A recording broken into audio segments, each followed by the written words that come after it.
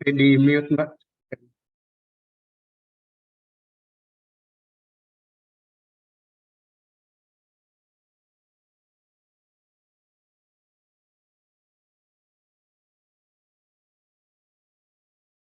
Baik, selamat pagi. Assalamualaikum warahmatullahi wabarakatuh. Waalaikumsalam warahmatullahi wabarakatuh. Selamat sejahtera buat kita semua. Pagi ini kita akan melanjutkan di ruang breakout room untuk materi dukungan kepatuhan dan penelusuran LTFU, Loss to Follow Up. Baik, mungkin saya akan diberikan untuk mungkin CV-nya pembicara oleh panitia.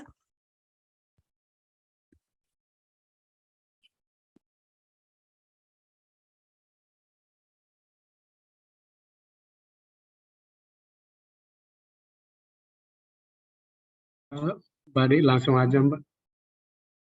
Oh baik, Ya, baik, baik. CV nggak lengkap. Oh baik kalau gitu.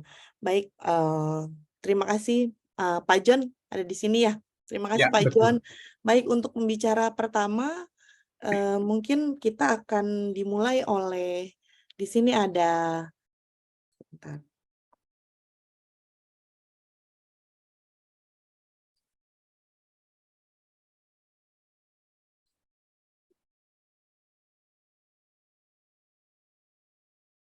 Baik, saya akan membuka sedikit meskipun pengobatan antiretroviral yang efektif tersedia saat ini, namun hampir 700.000 orang meninggal karena penyebab terkait AIDS pada tahun 2019.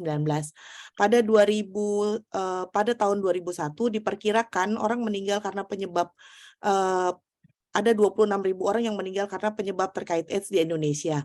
Selain itu, diperkirakan hanya 28% dari total estimasi orang dengan HIV di Indonesia yang saat ini masih menggunakan ARV.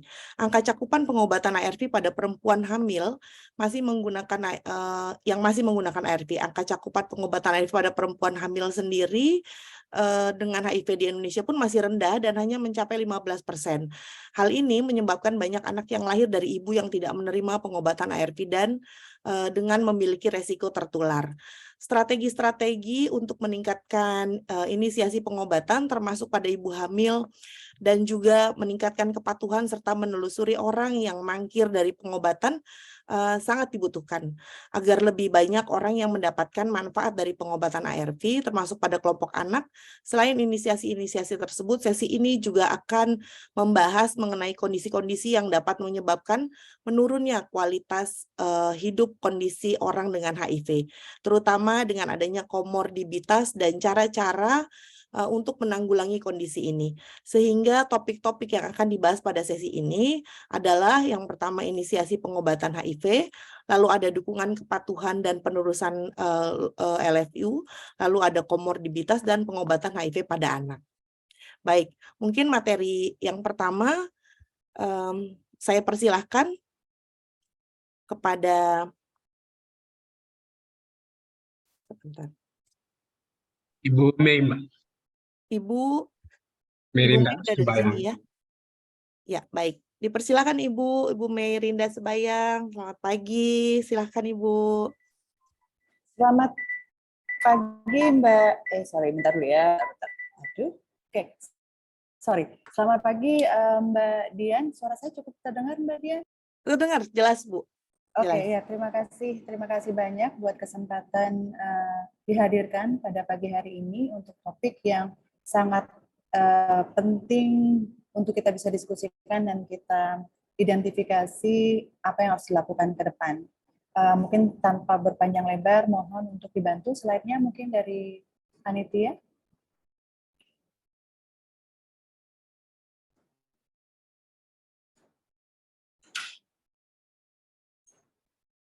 Bisa kasih akses? Slide-nya udah saya kirim kalau nggak salah ya. Bentar ya Mbak Mei. Iya, oke. Kalau enggak, Kalau enggak dari Mbak Mei aja bisa. dari aku aja. Oke, aku Ya. coba ya. Hmm. Udah bisa akses kan ya?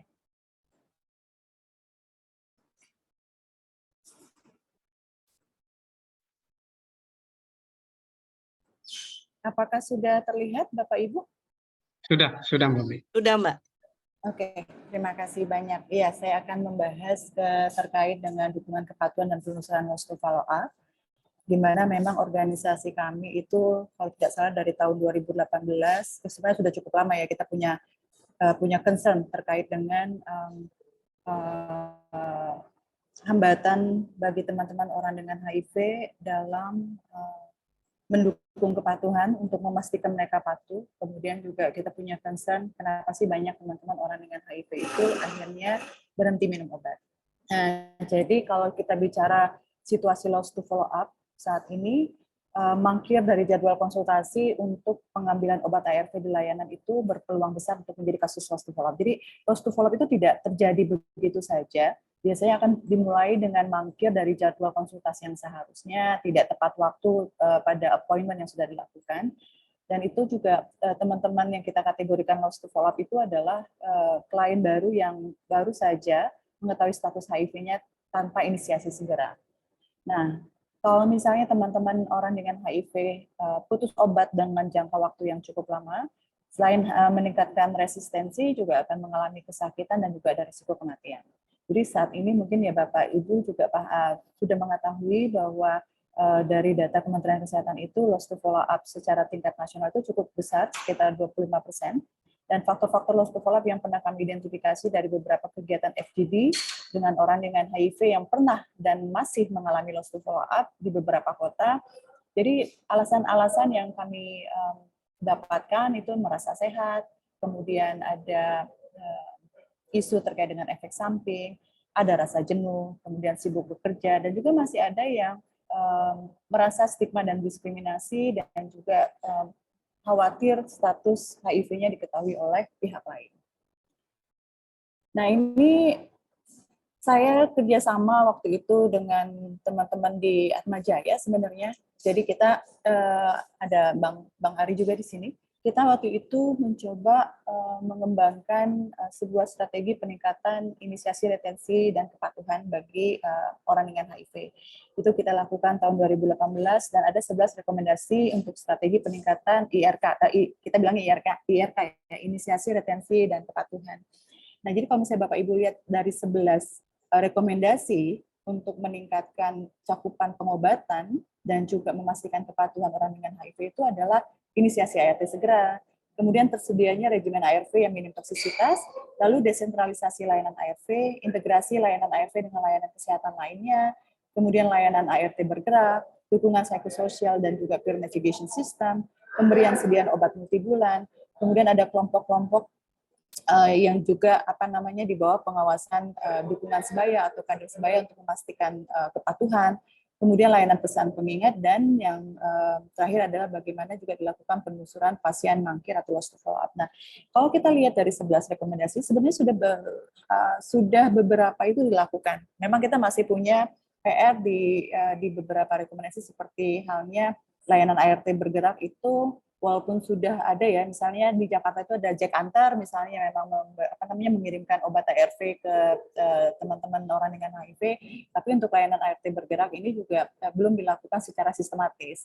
Kemudian juga kalau misalnya kita lihat desentralisasi layanan ART dan alih tugas nakes, di mana adanya task shifting, komunitas bisa membantu juga untuk memastikan deliver kepada orang dengan HIV terkait ARV juga masih banyak challenge buat kita melakukan itu. Jadi ini adalah 11 rekomendasi yang kita identifikasi yang dibantu juga oleh Bang Ari dan juga Atmajaya ketika kita mengembangkan ini. Kemudian jaringan Indonesia Positif melalui pendekatan community-led monitoring, kita bekerja sama dengan EPIC dari awalnya linkages kemudian jadi EPIC yang didukung oleh USAID menjalankan program Sehati, yaitu strategi hilang dan tautkan kembali. Jadi strategi ini untuk penelusuran pasien yang belum inisiasi, kemudian miss appointment, pra-loss to follow up dan loss to follow up yang memang berbasis komunitas. Dan kita tujuannya untuk mengembalikan mereka ke layanan PDP. Strategi ini sudah sejak tahun 2019, jadi 2018 akhir itu kita dapat strategi rekomendasi tersebut, kemudian kita mulai jalanin ini di DKI Jakarta, di tahun 2019 itu Banten dan juga Jawa Barat. Nah, untuk data hasil penelusuran ini kita sampaikan dalam pertemuan koordinasi bulanan bersama dengan komunitas yang melakukan penelusuran, kemudian stakeholder terkait, termasuk juga dengan layanan kesehatan, dan ini adalah advocacy room bagi kami untuk meningkatkan layanan HIV dan untuk memastikan bahwa teman-teman yang memang punya isu dengan kepatuhan itu bisa kita kembalikan ke layanan. Nah, jadi ada dua strategi sebenarnya dilakukan untuk sehati ini, yaitu adalah pertemuan bulanan. Pertemuan bulanan ini adalah yang advocacy room di mana kita melakukan koordinasi dengan layanan kesehatan, Dinkes, komunitas, dan LSM yang memang mempunyai fokus untuk penelusuran. Kemudian strategi yang lainnya adalah penelusuran itu sendiri. Nah, untuk prosedur pertemuan bulanan saat ini, biasa kita punya tim-tim yang memang berkoordinasi secara intens dengan layanan kesehatan. Kemudian kita juga meminta kepada tim di layanan kesehatan yang memang mempunyai responsibility untuk recording untuk menyiapkan ARK. Kemudian pada saat pelaksanaannya itu kita mensinkronisasi data pasien mana yang harus di follow up, dan itu sebenarnya adalah breakthrough ya, dalam artian adalah ketika layanan kesehatan berkenan untuk membuka data pasien siapa saja yang harus di follow up dan rencana untuk penelusurannya seperti apa. Kemudian setelah kita punya data dan segala macam, kemudian itu dilakukan pencatatan untuk tindak lanjut ke depan untuk pelaksanaan penelusuran. Nah, untuk prosedur penelusuran itu sendiri, setelah kita bisa ketika kita sudah punya kerjasama yang baik dengan layanan kesehatan, dan kami biasanya akan membuat MOU dengan layanan kesehatan, kemudian juga kita minta surat tugas dari layanan kesehatan. Jadi misalnya si A, si B, si C, si D ini adalah petugas penelusur yang diketahui oleh Dinas Kesehatan dan juga Sudin. Kemudian juga setelah misalnya sudah ada kerjasama tersebut, kita bisa mendapatkan informasi, data, dan kemudian kita pilih data yang eligible untuk ditelusuri oleh tim penelusur. Nah, kemudian dilakukanlah penelusuran, proses kontak pasien hingga pendampingan untuk mereka restart kembali ARV. Tapi memang pelaksanaan penelusuran itu tidak gampang ya. Jadi memang ada pengkategorian ketika melakukan penelusuran. Pertama adalah alamat, misalnya alamatnya tidak ditemukan, atau dia sudah pindah, atau dia sudah meninggal, dan lain sebagainya. Karena memang pada awal-awal kami melakukan penelusuran, karena data yang kita dapat adalah mereka yang sudah lost to follow up sekian lama, itu yang menjadi miris kadang-kadang kita menemukannya itu di sudah dalam keadaan sangat sakit atau sudah meninggal dunia. Kemudian untuk mereka yang masih yang akhirnya berhasil kita temui, dilakukan pendampingan untuk kembali restart ke layanan dan kita laporkan hasil penelusurannya kepada layanan kesehatan. Nah, untuk proses restart sendiri itu juga tidak gampang, sehingga memang dibutuhkan kerjasama dengan konselor di layanan kesehatan untuk memastikan bahwa teman-teman juga yang lost to follow up ini akhirnya mempunyai kepercayaan diri, keyakinan bahwa mereka akan bisa mulai kembali. Karena dari beberapa teman-teman yang pernah lost to follow up, ketika mulai restart itu juga mereka masih punya potensi untuk lost to follow up kembali. Nah, ini adalah perjalanan strategi Sehati.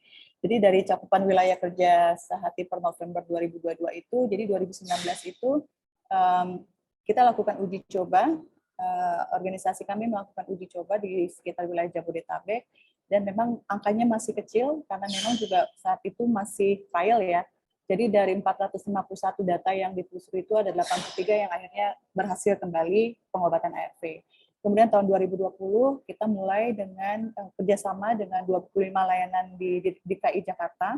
Kemudian kita mulai mengaktifasi Sehati untuk pertemuan koordinasi, sehingga juga kita membantu layanan untuk mulai membersihkan data, cleaning up data gitu, mana yang lost to follow up, mana yang meninggal dan lain sebagainya, dan itu sangat membantu sekali untuk untuk kita memastikan strategi yang tepat selanjutnya. Nah, di tahun 2020 tersebut kita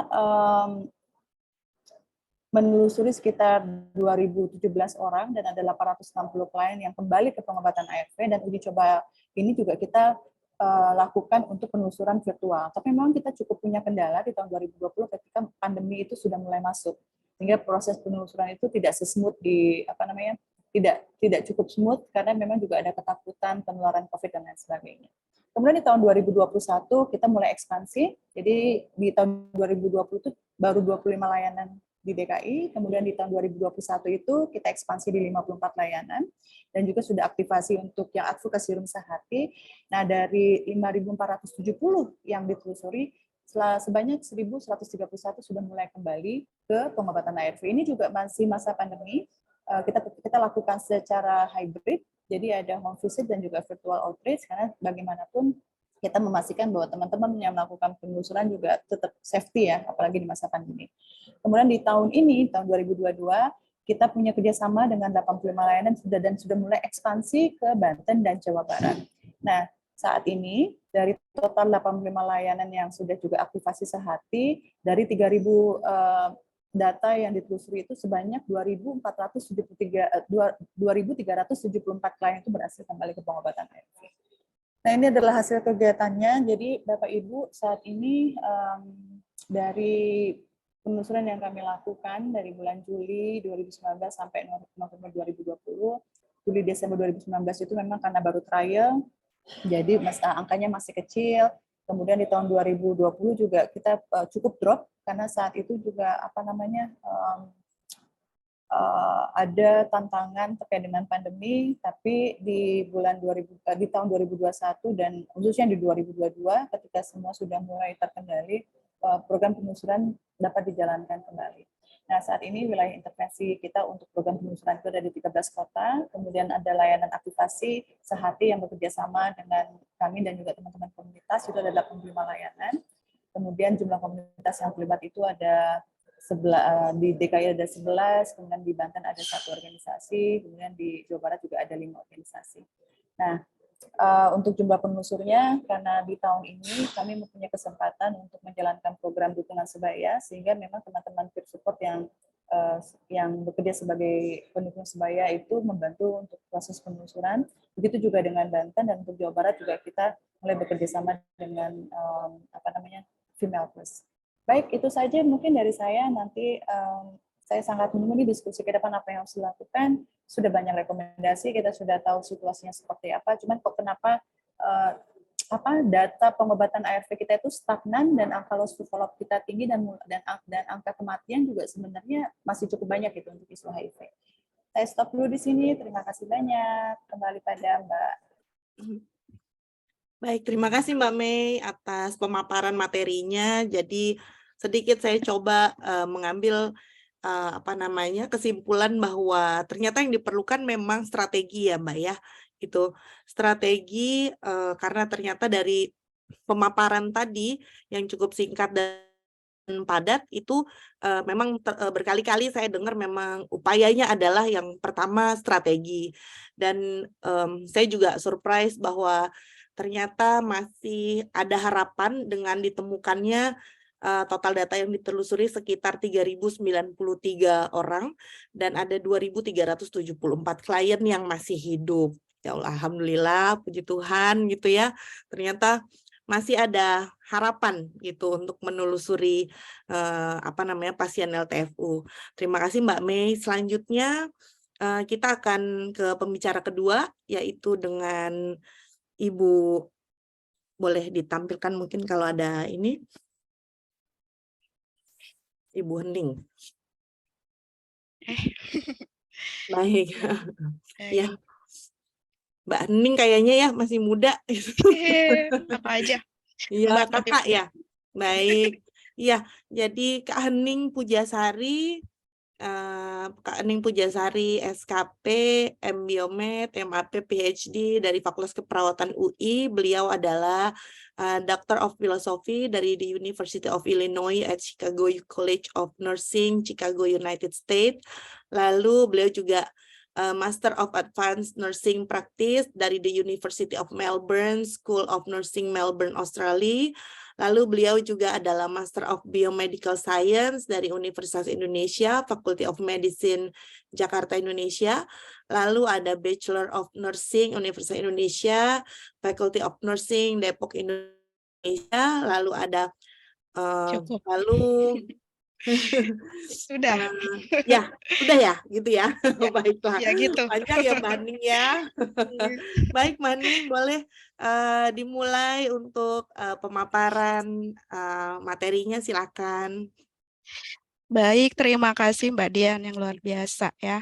Assalamualaikum warahmatullahi wabarakatuh. Waalaikumsalam warahmatullahi Ya, wabarakatuh. selamat pagi, Bapak Ibu, teman-teman sekalian. Senang banget nih bisa ada di forum ini yang saya yakin ini adalah forum yang luar biasa, menyatukan mungkin dari praktisi, lalu juga aktivis mungkin yang social worker dan sebagainya, dan juga dari penelitian atau peneliti begitu ya.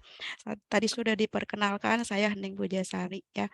Mudah-mudahan nanti di sesi kalau ada tanya jawab ya Mbak Dian, kita bisa lebih dua arah lagi, tapi mohon izin di awal saya sudah menyiapkan pemaparan begitu, jadi bukan berarti ingin menggurui, tapi sekedar menyampaikan yang saya sudah ketahui atau terinformasi, nanti kita bisa sharing pengalaman.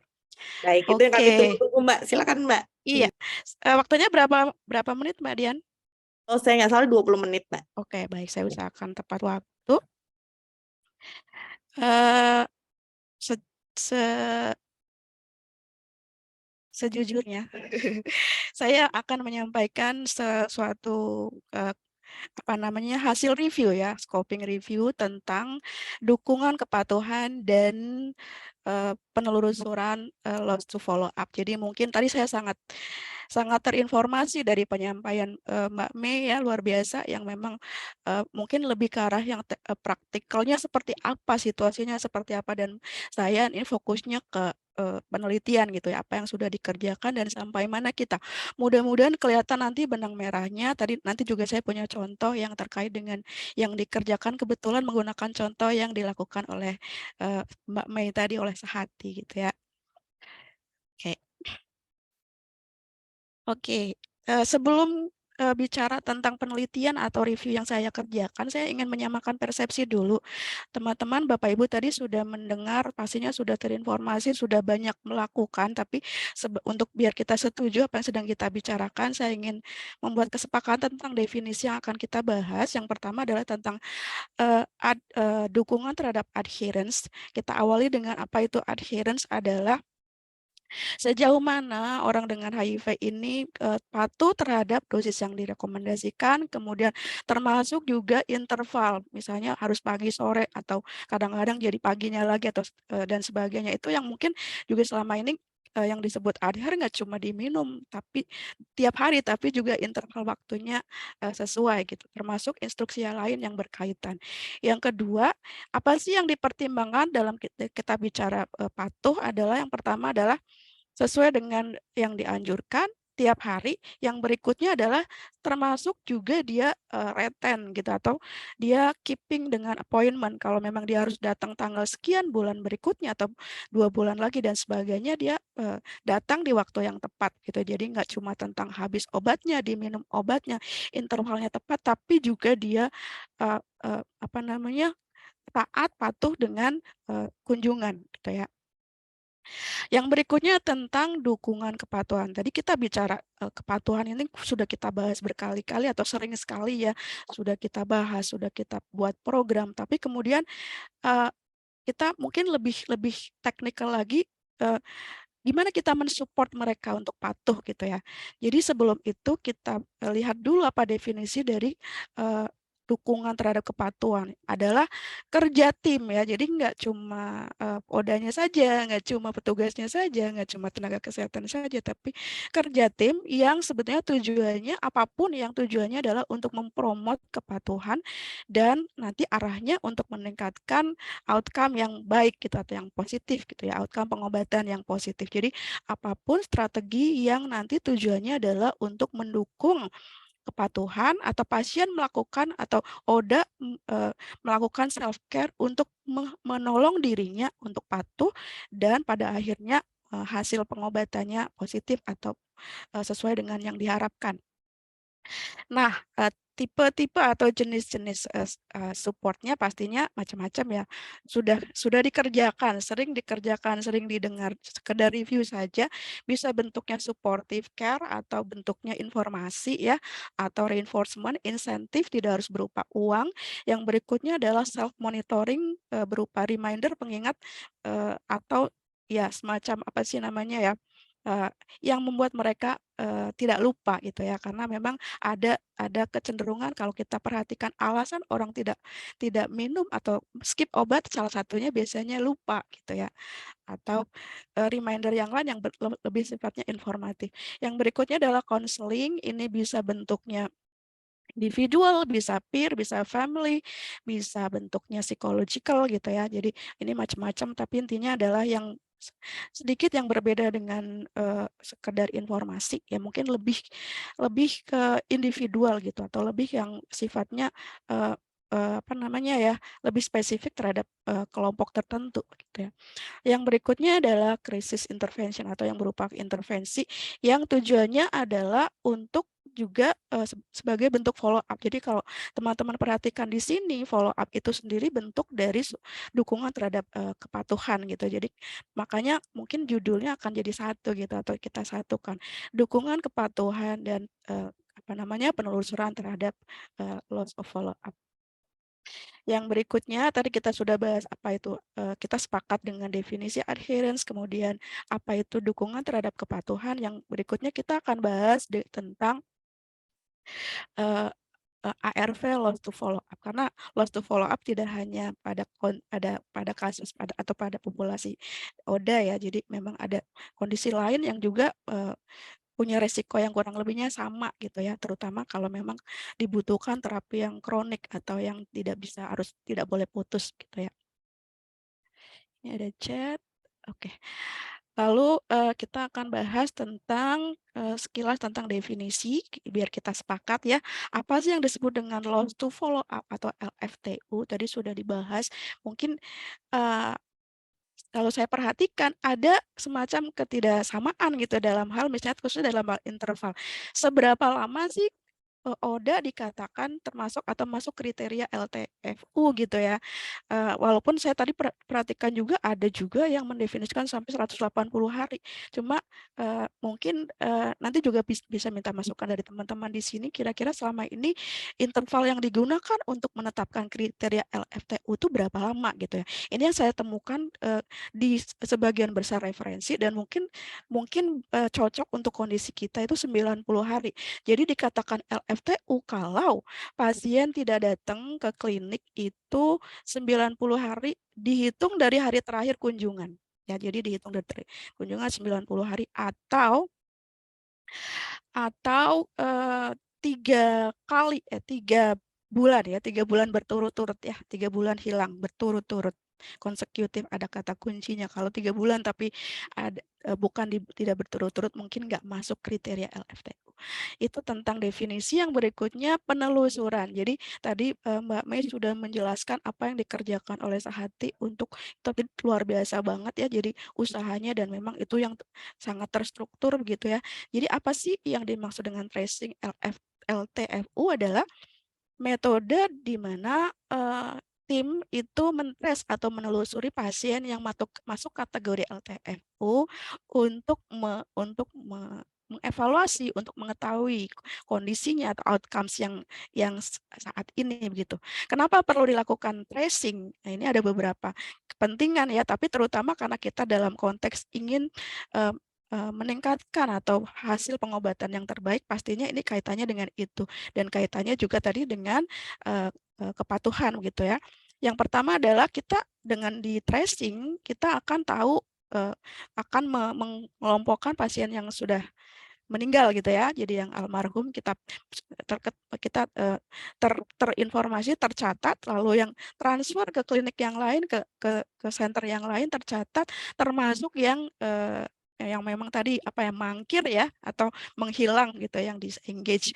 Lalu dengan itu nanti kita bisa tindak lanjuti dengan program-program yang untuk re-engage gitu ya, untuk meningkatkan retensi, meningkatkan atau mempertahankan retensi. Yang berikutnya strategi, tadi sudah ada contohnya, contoh real ya. Ini skema saja biasa dikerjakan. Misalnya kita menggunakan catatan atau medical record dari rumah sakit ya untuk juga menjadi backup atau melengkapi catatan-catatan misalnya di center-center atau di primary care atau di center di komunitas gitu atau di masyarakat. Yang berikutnya strategi yang berikutnya adalah membuat list ya, mencatat kemudian membuat list, mengelis pasien yang memenuhi kriteria LFTU ya. Kalau tidak dibuat list, tidak dicatat, pastinya kita tidak bisa melakukan tracing begitu ya. Lalu yang berikutnya adalah mengontak pasien, mengontak ODA, bisa dengan tadi dengan telepon, bisa dengan WhatsApp, bisa dengan yang dimiliki oleh ODA gitu ya. Lalu yang berikutnya adalah mendistribusikan misalnya brosur atau informasi yang tertulis ataupun mungkin bisa bentuknya online untuk notifikasi, untuk memanggil ya, untuk mengundang, untuk mereminder gitu. Yang berikutnya ini juga yang bisa dikerjakan walaupun saya yakin betul teman-teman yang melakukan ini effortnya luar biasa. Saya melihat sendiri bagaimana pekerjaan ini cukup melelahkan ya, datang ke rumah-rumah ODA yang jaraknya juga jauh, kemudian susah dijangkau gitu ya. Jadi home visit yang terakhir ini yang mungkin yang agak cukup menantang untuk dikerjakan menggunakan database sekunder ini yang mungkin kalau di konteks kita agak lumayan tidak visible begitu ya. Oke, ini contoh tadi mungkin sudah dijelaskan panjang lebar oleh Mbak Mai. Terima kasih. Jadi saya menggunakan ini nih, saya menggunakan contohnya, mohon izin. Jadi ini tadi sudah dijelaskan ya, ada kegiatan layanan bulanan, kemudian penelusuran bisa dengan text message, bisa dengan WhatsApp message atau dengan media yang lain, kemudian telepon, kunjungan rumah, kemudian setelah itu dicatat dengan pencatatan yang standardized gitu ya. Nah, itu kurang lebihnya kesepakatan tentang definisi. Berikutnya saya akan masuk ke hasil review saya. Kenapa saya melakukan review ini? Saya ingin memberikan gambaran. Jadi saya sebut scoping review karena ini hanya bukan sekedar, tapi sebetulnya memberikan overview atau peta kondisi kita saat ini berdasarkan literatur yang tersedia gitu ya, berdasarkan artikel-artikel yang dipublish yang khusus mempotret atau fokus ke adherent dan juga LTFU. Mudah-mudahan ini kita bisa mendapatkan gambaran yang cukup sehingga kita dari segi riset kita mau apa, dari segi praktek kita akan tindak lanjut seperti apa, seperti itu ya. Jadi kita tadi sudah sepakat bahwa dukungan kepatuhan ini sangat krusial ya kalau kita bicara treatment atau pengobatan HIV yang berhasil ya tidak lepas dari dukungan kepatuhan dan juga tadi kita bicara retensi yang bisa dikerjakan dengan cara tracing LTFU. Nah, sayangnya data itu kita tidak cukup banyak, walaupun saya yakin di center-center yang seperti tadi yang di Sehati pastinya punya data yang sangat penting yang bisa digunakan untuk secara nasional atau mendukung data yang sifatnya lebih luas begitu ya. Nah, kalau di literatur dikatakan bahwa di negara dengan yang limited resources seperti mungkin kita contohnya di negara berkembang, kecenderungan untuk LTFU ini tinggi ya. Kemudian datanya sendiri untuk Indonesia, kalau kita bicara di negara berkembang kan belum tentu Indonesia dan belum tentu sama. Nah, kita ingin tahu nih kalau di Indonesia seperti apa sih atau seberapa tinggi sih kalau dikatakan di negara berkembang tinggi. Yang berikutnya adalah karena tadi masih sedikit masih kita perlu lebih banyak lagi data, kita perlu lebih banyak lagi evidence gitu ya. Kita perlu mengembangkan intervensi yang cocok, tapi kita perlu modal data ya. Sehingga karena kondisinya tadi terbatas datanya, diperlukan evaluasi yang cukup, diperlukan tambahan-tambahan report yang official gitu ya, atau data yang terreport dengan baik atau terstandardize atau tadi istilahnya baku gitu ya, sehingga kita bisa menggunakan itu untuk menentukan langkah kita selanjutnya. Jadi dalam review ini saya berusaha untuk mengeksplor, membuat overview tentang kondisi kita saat ini terkait dengan dukungan kepatuhan dan juga penelusuran terhadap loss of follow-up. Nah, apa yang saya lakukan? Saya melakukan review. Mungkin teman-teman kalau yang pernah melakukan literatur review atau systematic review, tapi ini lebih simpel kalau scoping review katanya prekursor atau miniatur atau lebih simpelnya dari systematic review. Jadi saya melakukan review beberapa artikel yang khusus mungkin ada di antara artikel yang nanti saya sajikan atau saya sebut di sini yang penulisnya Prof. Bapak Ibu di sini ya.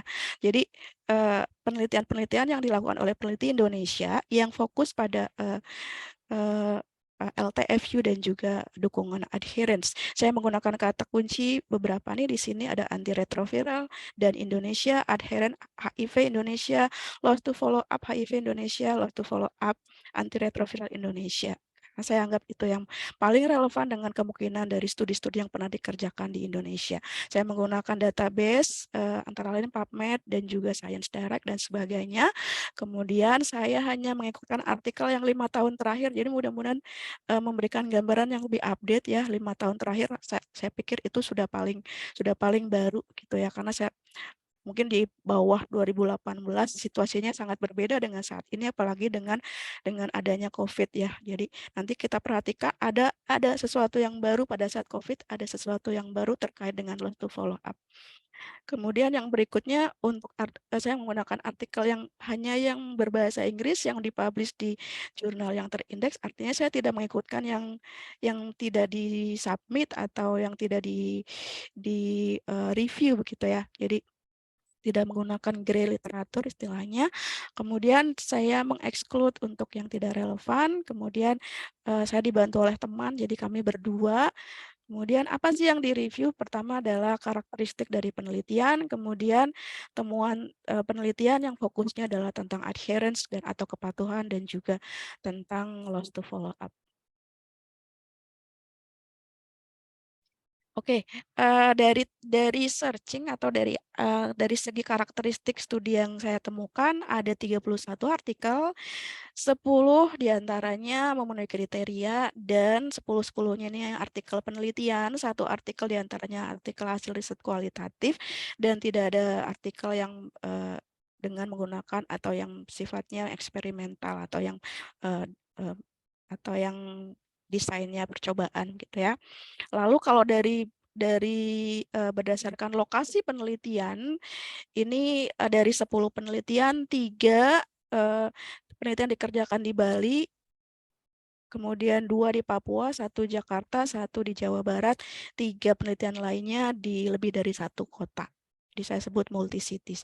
Kemudian secara umum temuannya adalah kita perlu atau belum adanya kurangnya data tentang yang terreport ya, yang dipublikasikan intervensi atau program yang masuk dalam kategori dukungan terhadap adheran yang efektif untuk konteks Indonesia.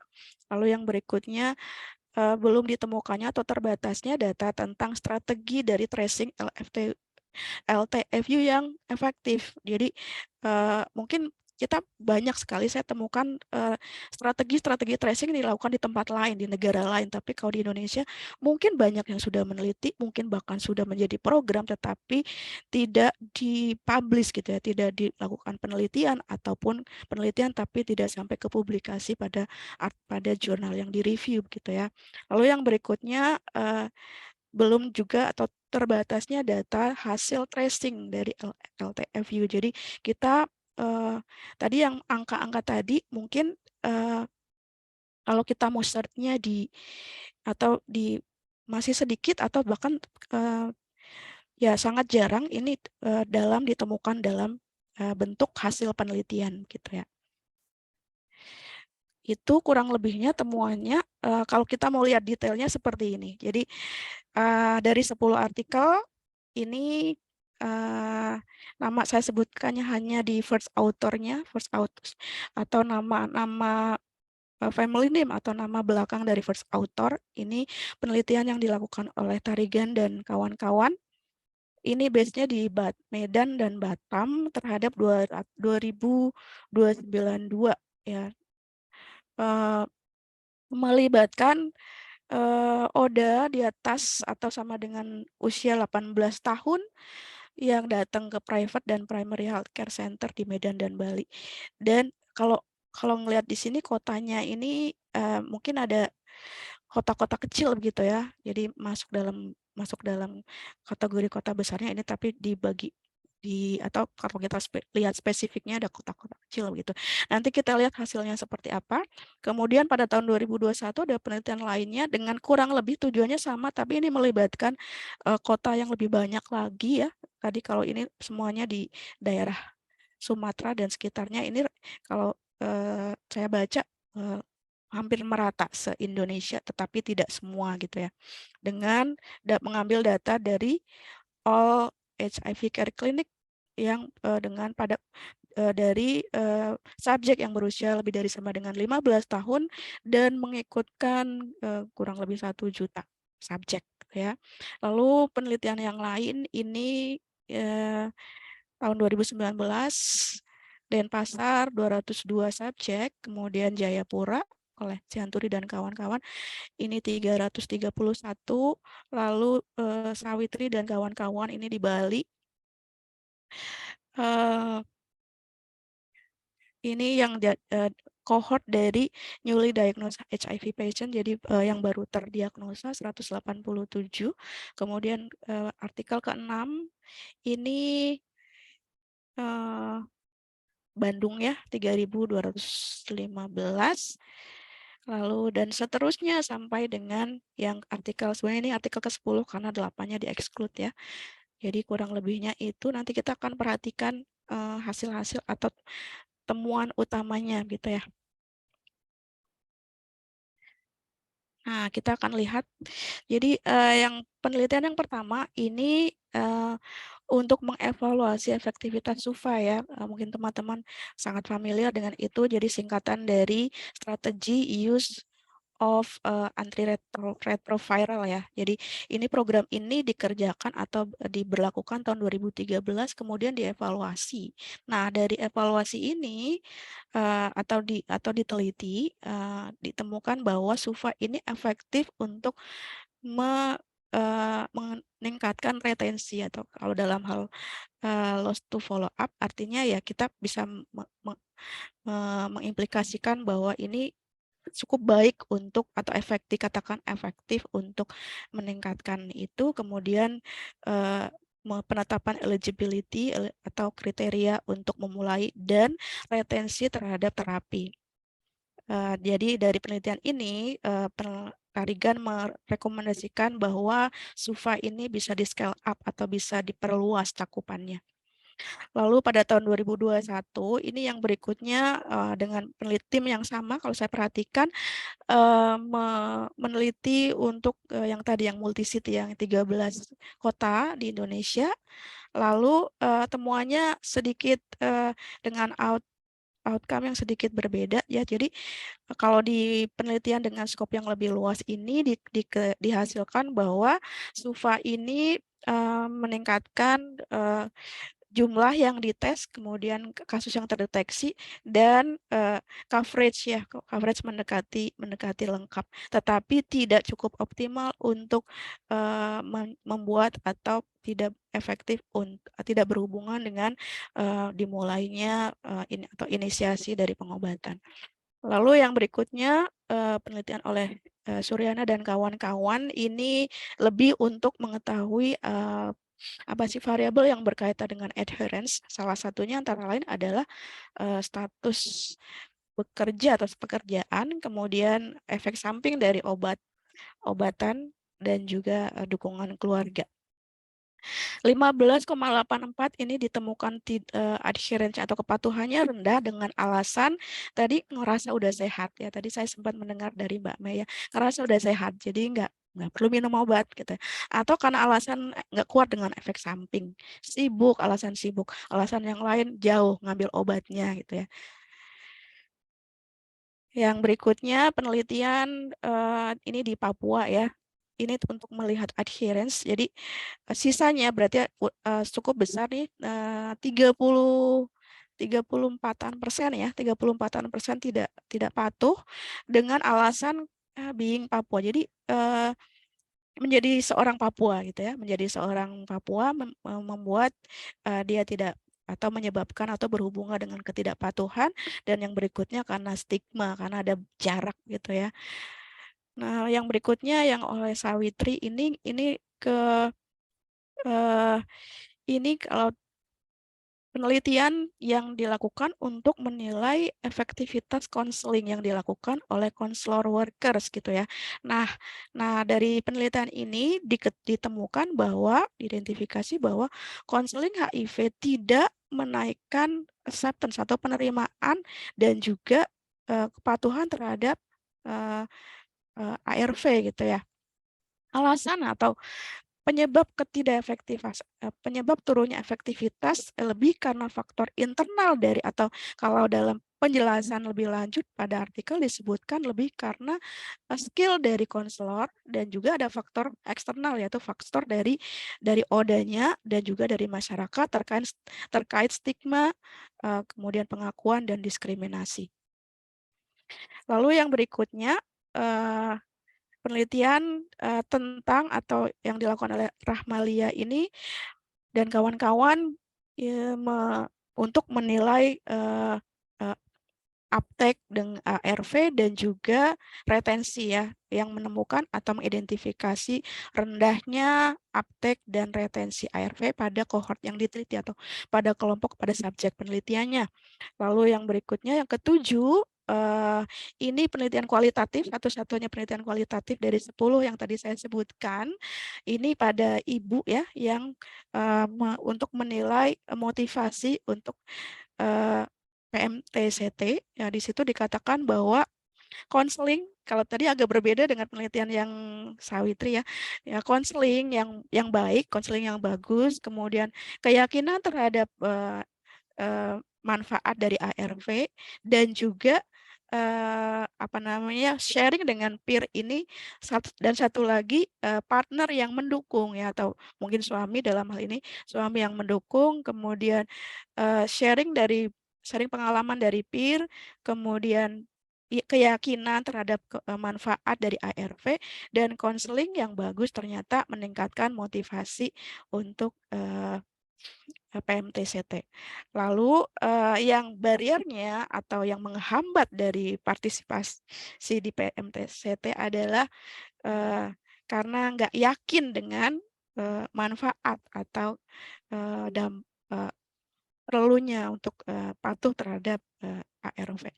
Mbak Hening, mohon maaf Ya, waktunya. waktunya habis ya. Iya. Oke, jadi kurang lebih seperti itu. Mudah-mudahan walaupun sangat singkat memberikan gambaran kira-kira kita nanti akan diskusinya seperti apa. Mudah-mudahan ya. Terima kasih Mbak Dian dan terima kasih teman-teman, Bapak Ibu. Selamat siang. Wassalamualaikum warahmatullahi wabarakatuh. Waalaikumsalam warahmatullahi wabarakatuh. Terima kasih Mbak Hening. Sama-sama. Penjelasannya sangat rinci sekali. Mungkin nanti kita lanjutkan di sesi tanya jawab ya Mbak. Kayaknya Bapak Ibu di sini tuh udah gemes gitu, kayaknya pengen banyak nanya gitu ya. Jadi sedikit saya simpulkan bahwa ternyata kita memang perlu menyamakan persepsi, frekuensi, kalibrasi untuk pengertian adherence ya Mbak ya. Jadi tidak hanya cukup dengan bahwa ODA harus patuh, tapi juga dengan intervalnya juga waktunya ya Mbak ya gitu. Nah jadi saya lihat di sini juga ternyata tetap strategi yang diutamakan gitu ya, strategi, terus pengertian LTFU seperti apa, bahwa banyak yang 1 bulan tuh udah merasa LTFU, ternyata di sini kan memang kita ulang kembali bahwa 3 bulan berturut-turut itu baru bisa kita sebut LTFU. Terus saya juga senang banget di sini bahwa ada pernyataan riset dan praktek itu harus bisa sama-sama kolaborasi dan bisa bersinergi lebih banyak gitu. Jadi nggak jalan sendiri-sendiri gitu ya Mbak Ning ya. Terima kasih materinya, pemaparannya menarik. Nanti kita lanjutkan kembali di sesi tanya jawab. Baik, sekarang ada Mas Ruli ya, Mas Ruli ya udah hadir di sini juga. Mas Ruli Winata sendiri adalah dari Jaringan Indonesia Positif, terus menempuh pendidikan di Fakultas Hukum Universitas Pamulang, lalu ada dari tahun 2021 sampai sekarang merupakan District Supervisor di Jaringan Indonesia Positif. 2021 sampai sekarang juga merupakan JIP Respon Cepat. Lalu ada 2019 sampai 2021 ada CSS, IE, Officer JIP, dan 2019 Mas Ferry juga menjadi LTFU Tracer ya Mas. Jadi Mas Ferry pengalamannya teori dan praktek nih kayaknya. Ya, baik. Mas Ruli akan membawakan materi tentang dukungan kepatuhan dan perusahaan LTFU melalui strategi hilang dan tautkan kembali atau sehati. Untuk Mas Ruli, waktu dan tempat dipersilahkan. Iya, terima kasih Kak Dian. Selamat pagi semuanya di sini. Perkenalkan saya Ruli, tadi udah diinin. Untuk materinya sendiri, saya yang share screen atau dari panitia? Dari panitia, Mas. Oh, baik. Silakan Bang Go. Bentar ya.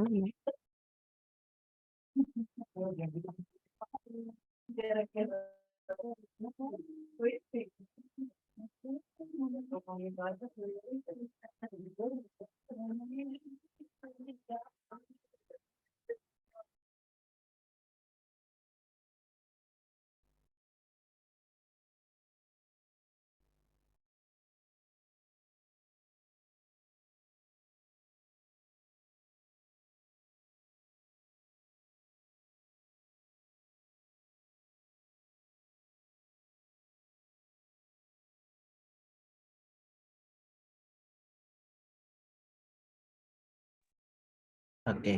Silakan Mas. Iya, baru tampil depan saya. Terima kasih Mas Yon. Iya, betul. Kebetulan saya mendapatkan, bukan kebetulan mendapatkan ya, karena abstrak saya juga mengajukan dukungan kepatuhan dan pengusuran LTFU melalui satu program yang memang diinisiasi oleh Dinkes Jakarta atau Provinsi Jakarta bersama Linkages, yaitu strategi hilang dan tautkan kembali atau yang kita kenal dengan sehati. Nah, next slide.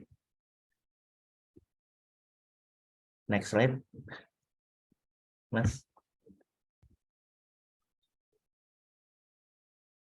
Oke, persentase loss to follow up itu memang di 1 tahun pertama terapi menjadi sebuah indikator untuk keberhasilan terapi. Karena banyaknya orang dengan HIV juga yang loss to follow up mengakibatkan terhentinya pengobatan, sehingga itu mengalami pengobatan yang dikarenakan tidak patuh dan menjadi resistensi terhadap obat. Melalui laporan yang dari perkembangan HIV/AIDS dan penyakit infeksi menular di triwulan 4, itu data dari estimasi ODIF yang hidup ada 500 sekian, dan 25%-nya atau 71.900-an loss to follow up dari orang dengan HIV yang pernah memulai ART, yaitu ada sekitar 280. Dari sumber tim dari female JIP atau Monef JIP itu sebanyak 3.903 pasien LTFU sudah ditelusuri. Dari hasil tersebut ada sekitar 2.374 pasien ditemukan hidup, dan yang akses kembali ke layanan sebanyak 14.017 orang atau sekitar 59,69 selama periode dari Januari hingga November. Nah, faktor-faktor LTFU ini sendiri ada 5 indikator ya. Tadi sebelumnya Bu Mei juga sudah mention faktor-faktor tersebut ya di sini ada intrapersonal, faktor dari masyarakat, pelayanan kesehatan, kebijakan, dan perlindungan hukum. Nah, untuk interpersonalnya sendiri juga mungkin dikarenakan pengetahuan yang minim untuk odif-odif yang baru, kemudian jenuh atau bosan minum obat ARV-nya sendiri, ataupun sudah merasa sehat. Hal ini memang paling sering saya temukan waktu saya masih menjadi penelusur saat itu. Mereka jenuh, merasa ada efek samping sehingga menyetop dan pindah ke pengobatan herbal. Atau bahkan ada sih yang beberapa saya udah pindahkan penyakit saya itu ke kambing gitu. Ya, ini salah satu apa yang saya temukan di lapangan ya. Kemudian secara interpersonal mereka takut diketahui oleh tangganya, keluarganya, pasangan.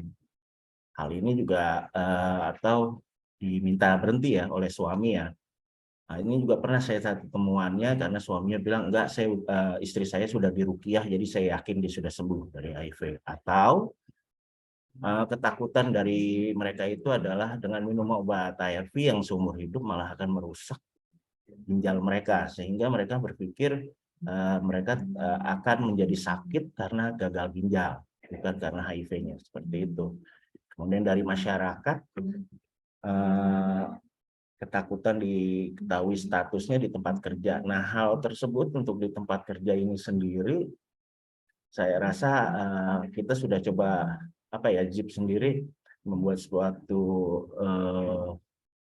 banyak webinar atau inklusivitas di tempat kerja sehingga orang dengan HIV sendiri tidak harus menjadi orang yang aneh gitu di tempat kerja atau tidak produktif.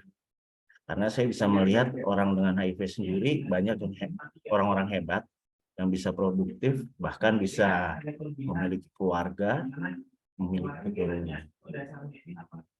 Untuk di layanan kesehatan sendiri itu tidak ada yang layanan yang masih mungkin saat itu ya itu tidak menerima konseling pasca tesnya. Jadi hanya langsung awal dites, coba langsung treatment. Namun pasca tesnya itu mungkin tidak diberikan konselingnya karena kurangnya sumber daya manusianya ataupun keterbatasan dari pengetahuan SDM yang ada. Tapi tidak semua layanan ya. Saya udah banyak saat ini layanan di DKI khususnya yang sudah paham hal tersebut. Kemudian kebijakan-kebijakan dan perlindungan hukum, yaitu adanya kriminalisasi dan persekusi, akses BPJS yang rumit, kemudian biaya rumah sakit khususnya mungkin swasta ya jika tanpa BPJS, dan kompleksitas pembuatan KTP di situ untuk teman-teman transpuan ataupun transgender. Next slide. Nah, melalui strategi hilang dan tautkan kembali itu adalah sebuah strategi yang berfokus pada pasien. Jadi untuk memastikan setiap pasien itu yang tidak akses pelayanan PDP mendapatkan intervensi di setiap fase perawatan dan pengobatannya, sehingga bisa meningkatkan angka retensi pasien di layanan perawatan, dukungan, dan pengobatan PDP HIV. Hal ini, kenapa saya yakin ini bisa mendukung Fast Track 95, yaitu di 95 kedua, yang hasilnya nanti harapannya 95 ketiganya VL-nya tersupres. Jadi, di sini saya yakin dengan adanya reminder dukungan psikososial atau pengingat teman-teman dari peer support ataupun dari layanan itu bisa meningkatkan kepatuhan minum obatnya. Oke. Kemudian dalam pertemuan bulanan sehati yang biasa kita adakan per bulan ataupun via WhatsApp group, di situ itu ada tim intinya yaitu petugas layanan, pendamping atau PS-nya, kemudian penelusur yang difasilitasi oleh satu staf JIP dari RRO atau Rapid Response Officer yang kemudian dihadiri oleh Sudinkes. Misalnya di wilayah Jakarta Selatan, saya ambil contoh Puskesmas Tebet, maka akan ada Sudinkes dari Jakarta Selatan. Dan juga karena ada Dinkesnya serta PJHIV-nya. Next. Untuk alur penelusuran JIP sendiri, tadi juga sudah diiniin, awalnya itu memang kita membuat satu MOU bersama Sudin, Dinkes, dan layanan kesehatan terkait pemberian data kepada tim penelusur.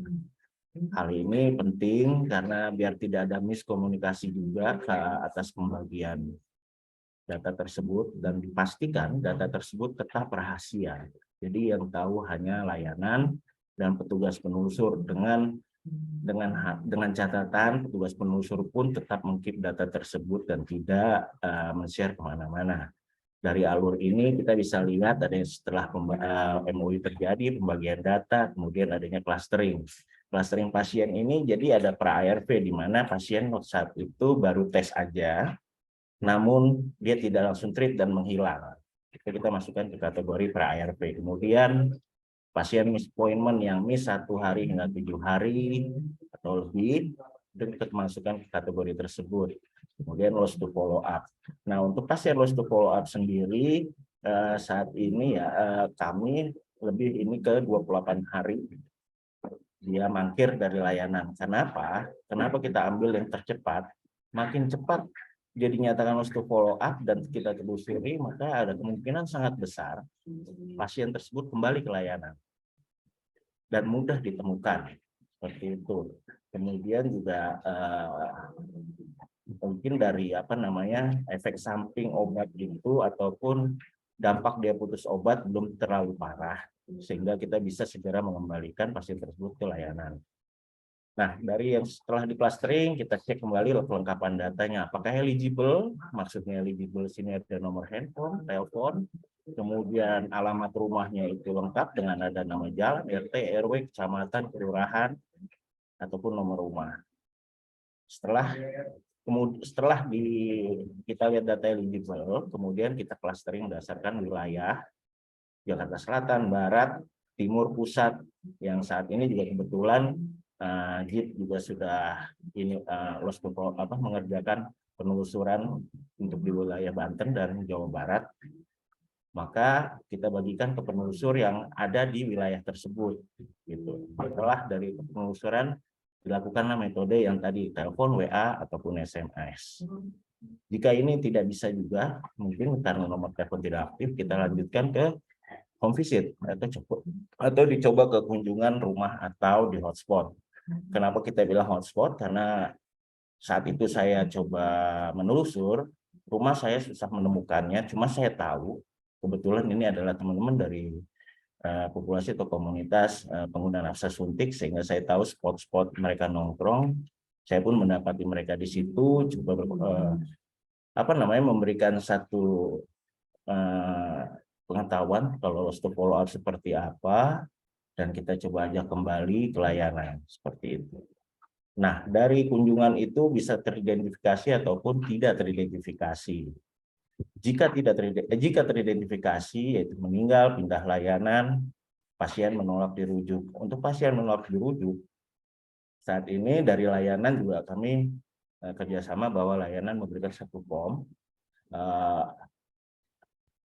form untuk dirujuk keluar ataupun menolak untuk tidak kembali ke layanan.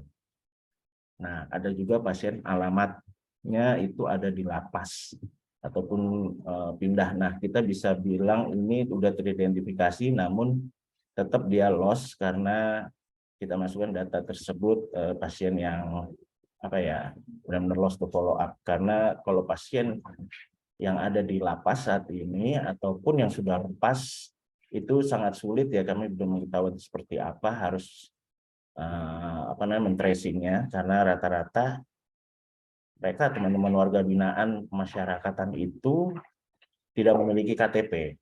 Kalaupun ada KTP, alamatnya tidak lengkap, hanya dusun, kota ataupun kecamatan saja. Nah, setelah itu baru kita membuat sebuah pelaporan berkala yang kita laporkan kembali ke layanan PDP. Next.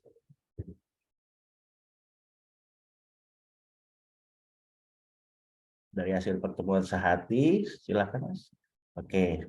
Nah, ini adalah contoh-contoh bukti pendukung penelusuran ya, yang kita bahas nanti di pertemuan bulanan sehati. Dan diupdate nanti mereka penelusur untuk memasukkan ada satu aplikasi namanya Sehati Database, yang kebetulan juga dikembangkan juga bersama teman-teman dari EPIK dan Dinas Kesehatan. Di sini mundur sebentar, Mas. Oke, ini ada ya contoh ringkasan dari hasil penelusuran. Jadi dari data yang hasil penelusuran ini, kami akan bisa menginput teman-teman RRO khususnya itu akan menginput ke Sehati database bahwa yang atas nama A ditelusur oleh si B, kemudian atas nama C ditelusur oleh si D. Namun tidak semua penelusur atau petugas pendamping bisa melihat data temannya yang lain atau teman penelusur lain. Jadi hanya data yang diberikan ke mereka saja yang mereka bisa lihat. Kalau ini adalah contoh dokumentasi saat penelusuran, yaitu bisa dengan bukti chat, akta kematian, alamat RT, RW, rumah, fotonya, dan kemudian ini ada salah satu pasien yang kebetulan sudah demensia, jadi kami agak kesulitan, saya sih kebetulan untuk pasien ini agak kesulitan untuk mengajaknya karena saya harus membawa orang layanan saat itu. Next, Mas. Ini adalah satu bentuk contoh tampilan dari Sehati database, di mana itu ada kita bisa memasukkan hasil penelusuran di Sehati database tersebut, ada cascade-nya juga, dan tampilannya saat bulanan ataupun bahkan mingguan real time bisa kita lihat tarik analisis data yang diterima dari hasil penelusuran. Oke, next, Mas. Oke, tantangan yang ada ya secara eksternal itu adanya juga data yang masih kurang lengkap, yang kemudian kita harus cross check ya, mungkin ada UIC atau Unique Identification Code-nya itu mungkin sama tapi Reknasnya beda, namanya sama, sehingga kadang ada yang namanya Reknas, kadang juga masih ada yang sama, mungkin ini hanya tipe ditarikan Excel-nya aja. Kemudian ada proses yang terhambat karena sinkronisasi data yang belum pas gitu loh waktunya. Kemudian ada pasien yang tadi ada di foto yang sudah kesulitan komunikasi, dan setiap pasien LF itu unik, jadi pendekatan tidak selalu sama. Mungkin dengan ibu rumah tangga juga agak berbeda ya. Kalau saat itu sih saya minta tolong teman-teman yang lain, misalnya saya harus bertemu dengan seorang ibu rumah tangga, saya minta bantuan dari penelusur yang memang dari seorang ibu rumah tangga, jadi tahu metode pendekatannya seperti apa. Secara internalnya, jadi kapasitas kemampuan keterampilan setiap staf penelusur ataupun peer support itu nggak sama, baik itu secara komunikasi ataupun penampilan mereka. Kadang ada yang gimana ya, nggak bisa, udah diblok duluan oleh pasien karena mungkin takut ini orang mau datang ini mau nagih hutang atau seperti apa. Kadang juga kalaupun ada teman-teman yang datang misalnya lupa dia ngomong soal layanan di situ, sehingga ada tanda tanya dari dari orang rumah mau ngapain orang layanan datang. Makanya dari situ kita ada beberapa trik untuk menelusur juga. Untuk data ODIF LTFU yang tidak lengkap itu nggak nyurutin semangat sih ya, karena teman-teman penelusur saat itu kreatif, mereka bisa bertanya ke RT RW-nya atau mereka melihat dari media sosialnya, mungkin bisa di DM seperti itu. Namun hal tersebut ya otomatis memakan waktu, tenaga. Next. Untuk rekomendasi bagi petugas penelusur, yaitu memberikan dukungan kepada klien sehingga kita memberikan rasa aman, dan jika klien memiliki kekhawatiran atau ketakutan untuk dalam mengakses layanan kesehatan, kemudian meningkatkan kapasitas edukasi konseling untuk para mitra penelusur LSM ataupun komunitas. Dan adanya pelatihan khusus bagi penelusur dan komunitas, mungkin di sini bisa diberikan pelatihan motivation counseling seperti itu, seperti apa gitu menghadapi dengan pasien-pasien yang beragam dan unik. Adapun rekomendasi lainnya adalah untuk layanan, jika nanti ini kita bisa melakukan pertemuan koordinasi yang intensif dan pembahasan pelaporan hasil penelusuran antar layanan kesehatan LSM dan komunitas yang difasilitasi lagi kebetulan dengan RRO di JIP itu sendiri. Nah, untuk koordinasi ini sendiri sebenarnya secara virtual itu bisa dilakukan juga secara WAG tiap hari. Jadi saat ada update yang ditelusur atau pasien yang kembali ataupun minta rujuk keluar, kita terlalu update. Jadi memang kalau kegiatan virtualnya itu tiap 1 bulan sekali. Namun saat ini di beberapa ada untuk wilayah Jawa Barat khususnya kami baru coba melakukan program ini di Jawa Barat, khususnya wilayah Bekasi, Depok, Bogor, dan Kabupaten Bekasi serta Kabupaten Bogor. Itu kami awalnya melakukan dengan secara offline. Kemudian harus memastikan kembali kelengkapan data klien pasien untuk keberhasilan proses penelusuran. Adanya surat yang diterbitkan oleh layanan kesehatan bagi penelusur, sehingga penelusur punya pegangan jika ditanya ada apa. Namun hal ini juga menjadi sebuah dilema saat kita nemuin seorang RT atau RW yang kepo ada apa sih dengan warga saya, seperti itu. Tambahan rekomendasi lainnya, itu saya sangat mensupport untuk pemberian obat multiman dispensing. Baik, Mas Ruli, mohon maaf. Iya, ya ini sudah selesai. Saya sudah Ya. selesai. Oh, baik, Seperti itu. baik. Ya. Terima kasih. Ya. Baik, terima kasih Mas Ruli.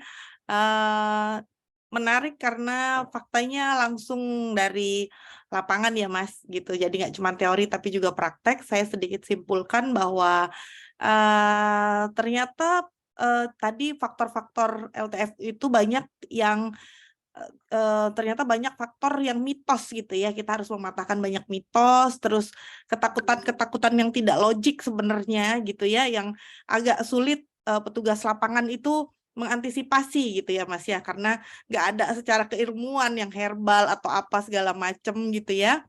Baik, itu jadi catatan khusus, mungkin nanti bisa kita diskusikan lebih lanjut karena kita akan membuka juga forum diskusi tanya jawab gitu ya Mas ya. Menarik sekali.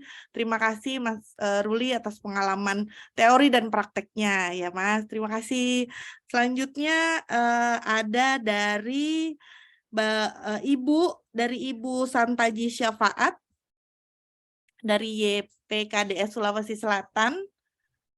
Baik, Ibu Santaji sendiri merupakan pengelola program Komisi Penanggulangan AIDS atau KPA Kabupaten Sidrap, juga sebagai Sekretaris Perhimpunan Konselor HIV Indonesia atau PKFHI Cabang Kabupaten Sidrap Pendamping Sebaya atau YPKDS Sulsel, lalu juga penulis buku Senandung di Balik Jeruji Asa yang Tersisa, Stigma Membunuh, Mengejar Matahari Part 1, Mengejar Matahari Part 2, Cinta Aisyah, Terpasung Dalam Hijrahmu, Jejak Diskriminasi, dan Tangisan Mentari. Lalu Bu Santaji juga memperoleh penghargaan pada tahun 2020 di Howard University, Washington DC, Amerika Serikat, dalam Kongres Stigma Internasional atas novel Asa yang Tersisa dan Stigma Membunuh yang berkisah tentang HIV dan AIDS. Lalu di tahun 2022 juga dalam Kongres Stigma Internasional ketika stigma dan diskriminasi berbicara. Baik, Ibu sendiri akan membahas materi tentang membangun jejaring untuk meningkatkan kepatuhan terapi. Untuk waktu dan tempatnya dipersilakan Ibu kurang lebih 15 menit karena kita akan lanjutkan sesi tanya jawab. Terima kasih Ibu, silakan. Ya, Assalamualaikum warahmatullahi wabarakatuh. Waalaikumsalam warahmatullahi wabarakatuh. Mungkin saya tidak buka ini kameranya soalnya yang backgroundnya tidak bisa terbuka. Boleh ya? Baik Ibu, ya. Oh iya. Apa sih itu tadi nama saya sudah diperkenalkan, itu saya sangat salut dengan teman-teman yang semuanya ternyata perjuangan kita di lapangan semuanya sama. Cuman mungkin saya lebih mengambilnya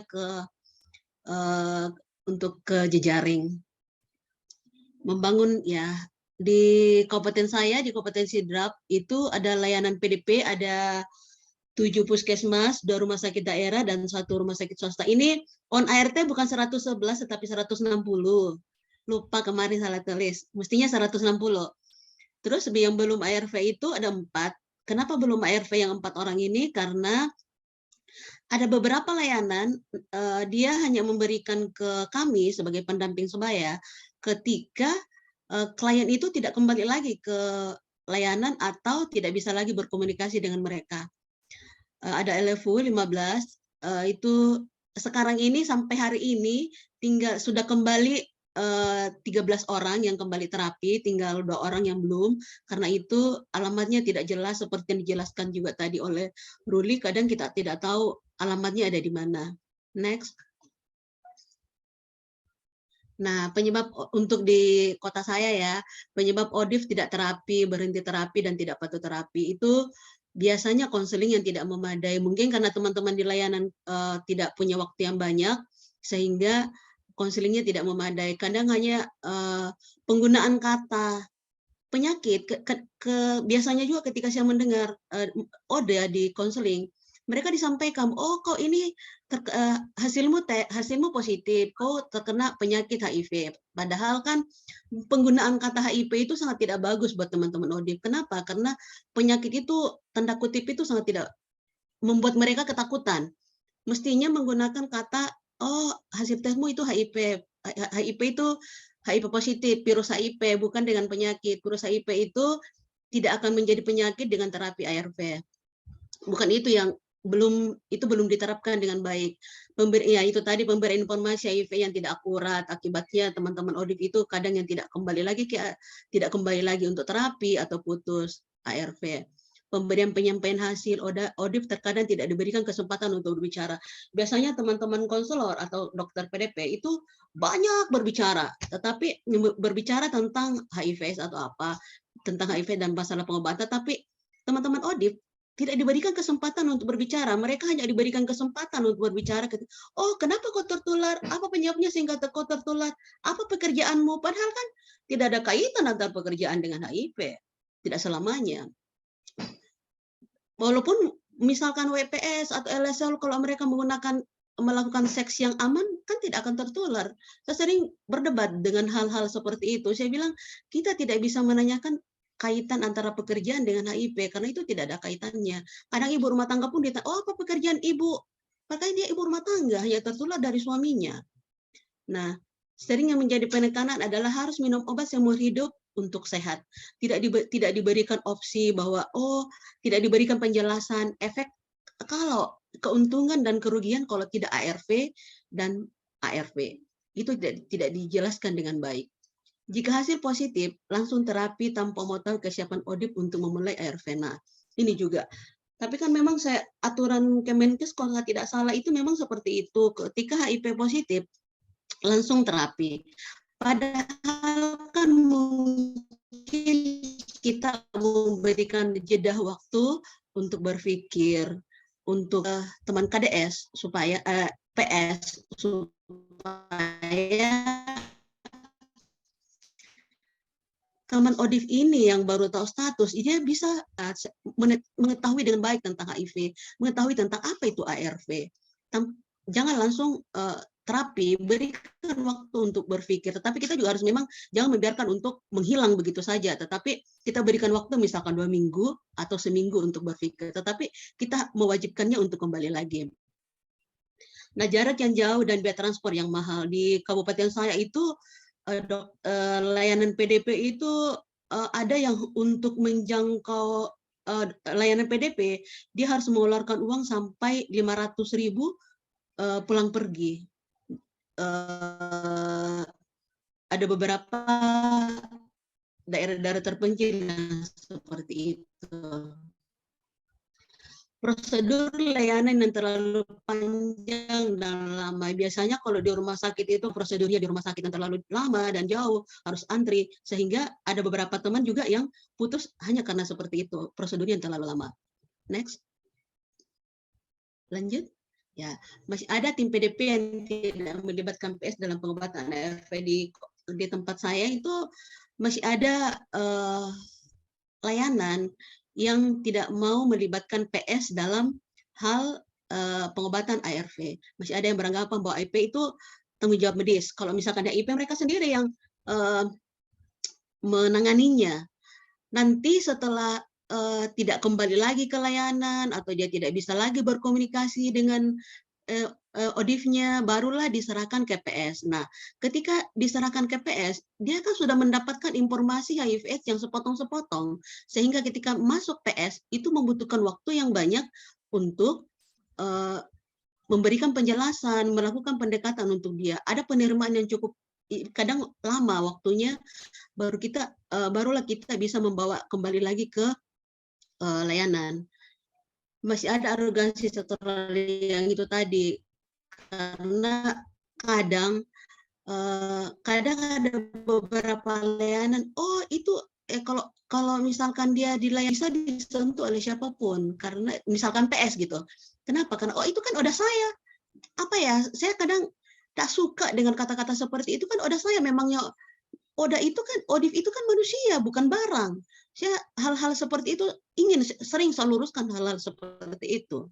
Karena saya ODIF itu bukan bukan benda yang harus dimiliki oleh seseorang. Kasus baru diserahkan ke PS setelah ya itu tadi tidak kembali ke layanan. Stigma PS masih terjadi. Misalkan PS itu kan ODA, mereka tidak paham tentang HIV/AIDS, dianggap rendah lah pengetahuannya tentang HIV/AIDS. Padahal kan kita untuk direktur menjadi PS itu tidak gampang, harus pengetahuan HIV/AIDS itu harus baik, dan kita juga diberikan pelatihan yang baik bagaimana berkomunikasi yang baik terhadap dampingan gitu. Nah ini yang kadang juga sering saya berdebat di layanan ketika dianggap rendah lah tentang PS. Oh PS itu ODA, PS itu aduh, padahal masih banyak kok PS yang jauh lebih tinggi, bagus pemahamannya tentang HIV daripada orang-orang di layanan. Lanjut. Next.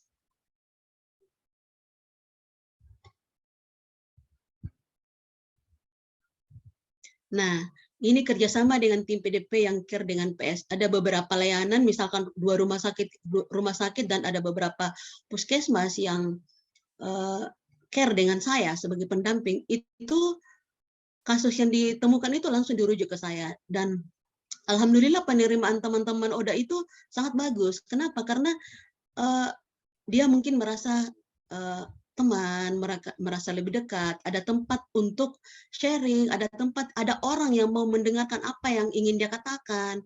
Jadi penerimaan diri ODIF itu jauh lebih mudah. ODIF juga menerima konseling berkelanjutan dan komprehensif dari kita sebagai PS, karena rata-rata biasanya kalau ketika mereka di konseling, pemberian informasi yang akurat tentang HIV/AIDS, ARV, pengobatan, terapi, kepatuhan itu kadang tidak jelas, tidak diberikan sedetailnya oleh layanan tim PDP dan konselor. Kenapa? Mungkin karena waktunya yang tidak cukup. PDP yang bekerja sama dengan PS tidak ada yang putus obat. Jadi semuanya aman untuk yang kerjasama dengan saya sebagai PS. Lanjut. Nah, ini tadi keuntungan pelibatan PS dalam penanganan ODIF. ODIF lebih patuh, terapi, lebih berdaya, dan mau terlibat dalam mengedukasi teman ODIF baru. Biasanya kalau misalkan teman-teman yang sudah berdaya, ketika ada ODIF yang baru, saya ajak mereka untuk ke rumahnya, untuk sharing, atau kita ketemu di luar, untuk sharing, untuk saling membagi. Bagaimana ketika dia juga awal tahu status dulu, karena ketika tahu status dunia itu seperti kiamat. Jadi mereka saling sharing. Kadang bukan saya sendiri saja, kadang 2 atau 3 teman saya ajak yang menemui dengan teman yang baru tahu status untuk supaya lebih ada penerimaannya jauh lebih bagus. Tim PDP tidak bekerja ekstra untuk mengurusi ODA. Ketika terlambat datang akses ARV, tim PDP-nya tinggal menghubungi saya, dia tidak perlu lagi tidak menunggu sampai ODIF-nya datang atau tidak. Mengadvokasi permasalahan ODIF ini, misalkan apa yang mereka hadapi itu udah cerita ke saya, akhirnya kita carikan solusinya. Misalkan ada beberapa yang tidak punya BPJS, nah inilah misalkan kenapa dia tidak datang ambil obat, kenapa putus nyambung. Mereka ceritalah permasalahan-permasalahannya, lalu saya mencarikan solusinya. Lanjut.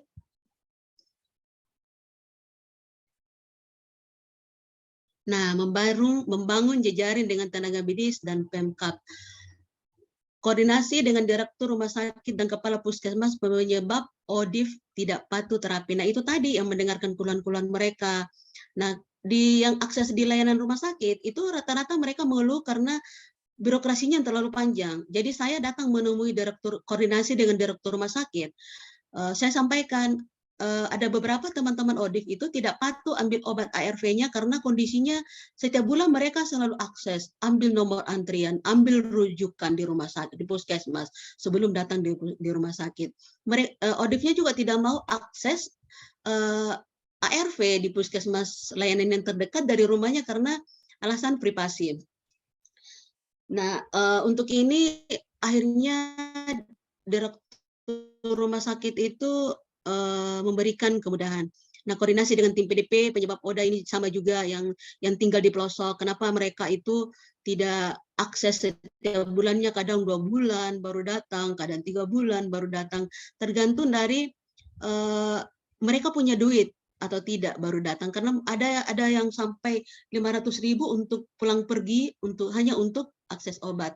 Ini koordinasi dengan Bupati selaku Ketua KPA untuk mendukung kepatuhan obat terapis. Jadi saya juga menemui Pak Bupati selaku Ketua KPA untuk saya menceritakan jumlah kasus yang ada di Kabupaten Sidrap. Saya ceritakan bagaimana teman-teman ODIF yang sakit karena tidak patuh minum obat akibat tidak bisa datang setiap bulannya dan semua tidak akses obat karena birokrasi yang terlalu panjang di layanan rumah sakit. Lanjut. Nah, hasil yang dicapai. Rumah sakit daerah memotong birokrasi akses obat ARV. Ini untuk di rumah sakit, 2 rumah sakit di kota saya. Ketika datang akses obat ARV, dia hanya datang langsung ke loket umum. Di loket umum tidak antri ambil nomor, hanya memberikan kartu pengobatannya. Setelah dicatat oleh petugas, langsung ke ruangan dokter PDP. Dari dokter PDP langsung ke apotek tinggal mencari petugasnya dan langsung dikasih obat. Jadi untuk yang tinggal di daerah-daerah jauh dari kota kabupaten itu dia diberikan obatnya 2 bulan. Jadi semuanya gratis sekarang untuk di 2 rumah sakit dengan akses obat yang jauh lebih cepat. Di puskesmas ODIF yang tidak mampu bisa akses ARV dengan gratis. Ini di puskesmas di kota saya, di kota saya di puskesmas ketika kita tidak punya BPJS, biaya pendaftarannya itu 50.000 hanya untuk akses obat. Tetapi dengan kendala-kendala setelah saya koordinasi dengan kepala puskesmasnya, sekarang digratiskan. Hanya yang dibutuhkan adalah surat keterangan tidak mampu dari desa atau lurah dibawa ke setiap kali untuk pengambilan obat, dan obatnya gratis untuk di puskesmas. Tetapi kalau rumah sakit tidak ada apapun yang dibawa, mau kaya kek, mau miskin kek, semuanya gratis kalau 2 rumah sakit Nenek Malomo dan rumah sakit Arifin Umang. Baik, Ibu, mohon maaf waktunya sudah habis. Nanti kita lanjutkan di sesi tanya jawab ya, Bu ya. Iya. Ya. Baik, jadi saya sedikit simpulkan bahwa senang sekali bahwa di Pernas ini kita nggak hanya mendengarkan dari Jakarta, artinya secara nasional sampai ke Kabupaten Sidrap gitu ya, yang jauh dari Jakarta, kita bisa melihat dari kacamata teman-teman di sana. Dan saya ambil kesimpulan sedikit ya Bu, bahwa ternyata hasil pencapaiannya itu kondisi pelayanan di sana hampir sama dengan Jakarta ya Bu ya, dengan memotong dengan memotong birokrasi akses obat di 2 rumah sakit yang tadi Ibu ceritakan, terus digratiskan semuanya. Kalau di puskesmas hanya SKTM. Wah, saya salut Ibu untuk kota kecil seperti Sidrap di sana sudah hampir menyamai levelnya seperti Jakarta. Good job. Terima kasih Ibu dan teman-teman di sana. Mungkin nanti kita lanjutkan kembali di sesi tanya jawab, boleh ya Bu ya? Nanti kita diskusi rame-rame ya Bu. Terima kasih Ibu atas waktunya. Assalamualaikum. Selanjutnya dilanjutkan oleh Mas Doni Darmawan dari Jaringan Indonesia Positif. Mas Doni Darmawan sendiri adalah peer support di Yayasan Konteks Mandiri atau YKM, lalu sebagai tim konselor NP Wilayah Jakarta Timur di YKM, lalu ada peer support dan koordinator KDS Wilayah Jakarta Timur di Jaringan Indonesia Positif. Mas Doni sendiri akan membawakan materi tentang pentingnya integrasi layanan PDP dengan LSM pendamping sebagai strategi meningkatkan kepatuhan. Nah, di sini juga saya akan mengingatkan Bapak dan Ibu sekalian, apabila nanti ada pertanyaan, boleh di chat atau di raise hand gitu. Baik, terima kasih. Dipersilakan Mas Doni. Ya, baik. Terima kasih Mbak Dian. Sebelumnya, mohon maaf untuk suara saya sudah terdengar Mbak Dian? Kedengeran? Jelas Mas, Oh jelas. ya, baik. Sekali lagi, Assalamualaikum warahmatullahi wabarakatuh. Waalaikumsalam. Selamat siang semua teman-teman yang sudah partisipan yang hadir pada kegiatan siang hari ini. Sebelumnya juga saya ingin menyapa, di sini ada Ketua Sekretariat Nasional Jaringan Indonesia Positif, ada Bu Merinda Sembayang, dan juga senior saya, Abang Ruli. Selamat siang. Dan kebetulan ada juga tadi saya sempat lihat Dr. Rian Haryani, penanggung jawab program HIV di Puskesmas Kecamatan Duren Sawit. Ini Jakarta Timur, tempat saya bertugas. Selamat siang, dokter. Oke, tanpa panjang kali lebar ya, Mbak Dian, aku langsung mulai. Ini boleh aku share screen pribadi nggak ya, Mbak Dian? Karena beberapa yang aku kirimkan ke panitia kemarin, kebetulan ada beberapa revisi yang memang aku harus ubah. Jadi mungkin aku bisa share screen pribadi. Seharusnya sih bisa. Nanti boleh koordinasi dengan Mbak Lenggo. Mohon izin untuk dikasihkan izin untuk share screen buat Mas Doni, Mbak Lenggo. Oh iya. Oh, Jadi, sebentar. Catat boleh. sudah keluar belum ya? Maaf.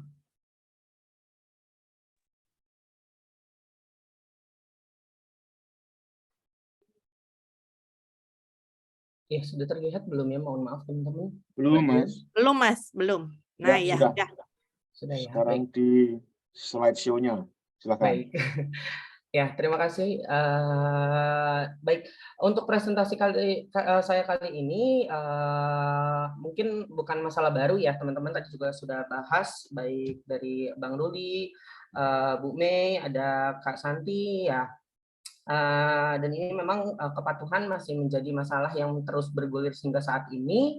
Dan kita semua ya bersama-sama saat ini memberikan inovasi dan strategi supaya kepatuhan di teman-teman yang memang saat ini dalam pengobatan ARV bisa terus menjadi peningkatan gitu ya. Dan baik, kali ini yang saya ingin presentasikan adalah pentingnya integrasi layanan PDP dengan LSM pendamping sebagai strategi meningkatkan kepatuhan. Jadi untuk presentasi saya kali ini berdasarkan sudut pandang saya ya sebagai tim peer support di salah satu wilayah layanan PDP di wilayah DKI Jakarta. Dan ini terkait kepatuhan adherensi atau adherensi ARV yang memang menjadi faktor pendukung ya dalam meningkatkan kualitas hidup orang dengan HIV secara bermakna. Karena dengan ARV ini kita sama-sama tahu bahwa bisa mensupresi si virus ya dan menurunkan infeksi virus dalam tubuh hingga dapat dikendalikan sehingga ODIF memiliki kesehatan optimal dan juga tetap produktif ya. Baik. Untuk faktor yang bisa mendukung keberhasilan atau keberhasilan kepatuhan atau adherensi dari teman-teman yang saat ini pengobatan ARV, ini ada beberapa yang saya presentasikan. Salah satunya adalah yang pertama tadi konseling ya, karena sebelumnya juga dari Bu Santi, dari Abang Ruli gitu ya, atau juga ada dari beberapa narasumber tadi yang sebelumnya sudah menyampaikan bahwa konseling ini ada yang menyampaikan bahwa konseling menjadi hal yang tidak efektif untuk teman-teman dalam meningkatkan kepatuhan gitu. Tapi menurut saya konseling ini akan menjadi satu faktor pendukung yang paling efektif gitu. Asalkan tadi ya sesuai dengan pembahasan saya hari ini, asalkan integrasi layanan PDP, baik dokter penanggung jawab atau dokter layanan, perawat, dan juga LSM pendamping ini cukup baik gitu. Kenapa? Karena kita sama-sama tahu bahwa konseling ini dilakukan prates HIV dan juga pasca tes HIV. Gitu. Apabila memang teman-teman setelah tes dan terkonfirmasi sebagai pasien HIV, biasanya dokter akan menyampaikan langkah berikut untuk teman-teman yang harus dilakukan untuk segera bisa melakukan treatment ARV untuk bisa mensupresi atau mencegah infeksi virus dalam tubuh dan perkembangan si virus dalam tubuh gitu. Dan ini kenapa saya bisa bilang akan efektif gitu. Karena harusnya kalau menurut saya seperti yang dilakukan di layanan tempat saya bertugas, konseling ini dijadikan 2 konseling gitu. Jadi tidak hanya dilakukan oleh tenaga kesehatan di layanan PDP, tapi konseling ini dilakukan oleh teman-teman peer support. Jadi begitu mereka terkonfirmasi HIV, dokter penanggung jawab program atau dokter layanan akan memperkenalkan teman-teman yang memang baru mengetahui status, baru akan memulai pengobatan kepada teman-teman peer. Gitu. Dan selanjutnya teman-teman peer akan memberikan konseling tambahan, yaitu berupa konseling dukungan psikososial. Gitu. Jadi seperti yang pernah saya sampaikan kepada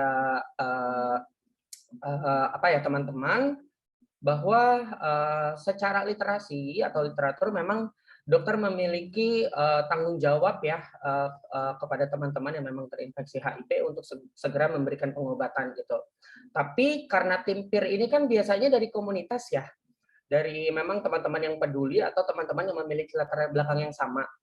Nah, jadi konseling ini sebagai penguatan bagi teman-teman yang baru memulai atau baru terkonfirmasi HIV untuk bisa ini langsung saya geser ke slide berikutnya untuk bisa memberikan konseling tambahan berupa penerimaan status.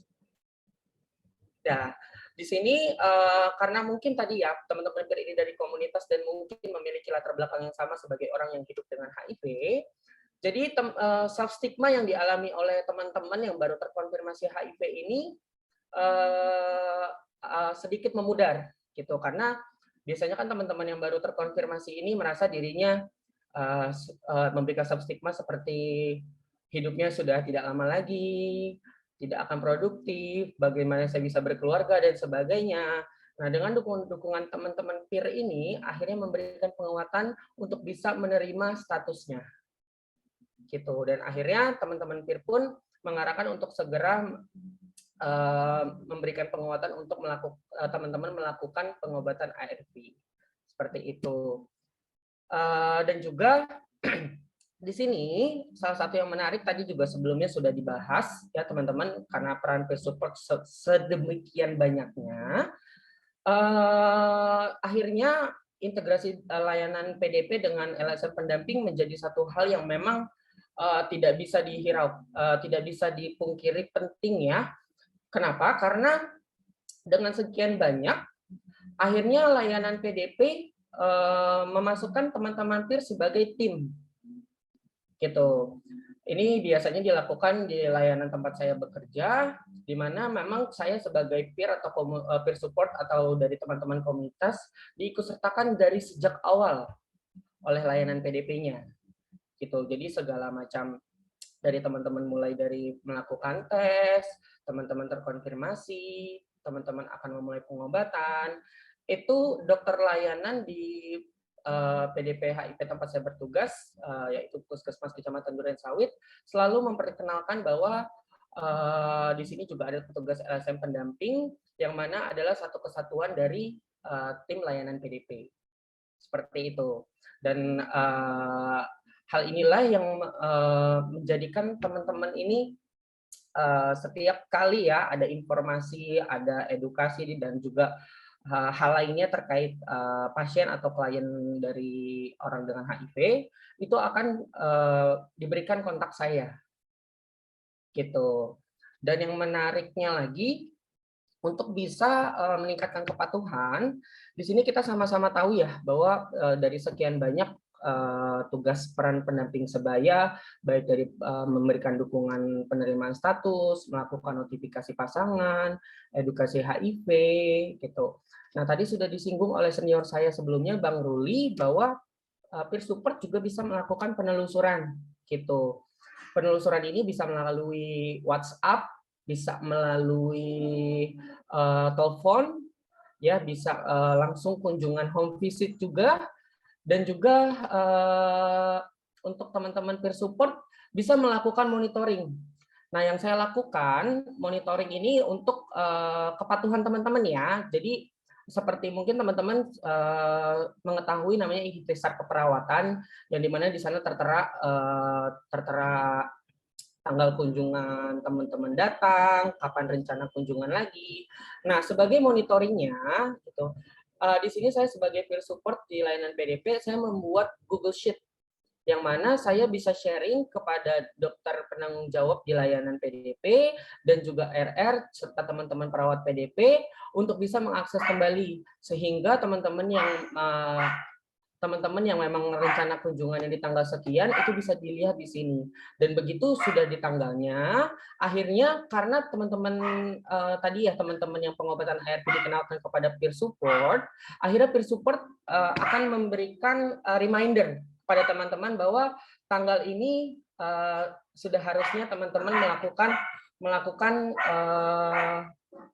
kontrol kembali ke Poli PDP, sehingga Baik, Mas Doni, mohon maaf, ya, waktunya gimana? sudah habis. Oh, baik. Ya, mohon maaf, kita lanjutkan di sesi tanya jawab ya Mas ya. Oh Boleh iya, ya? boleh nggak apa-apa Mbak Dian. Baik, ini menarik sekali. Jadi sepertinya PPH harus sering-sering bikin begini ya. Jadi menampung kegalauan banyak pihak dan kita bisa berdiskusi lebih banyak gitu ya. Betul Mbak Nah, Dian.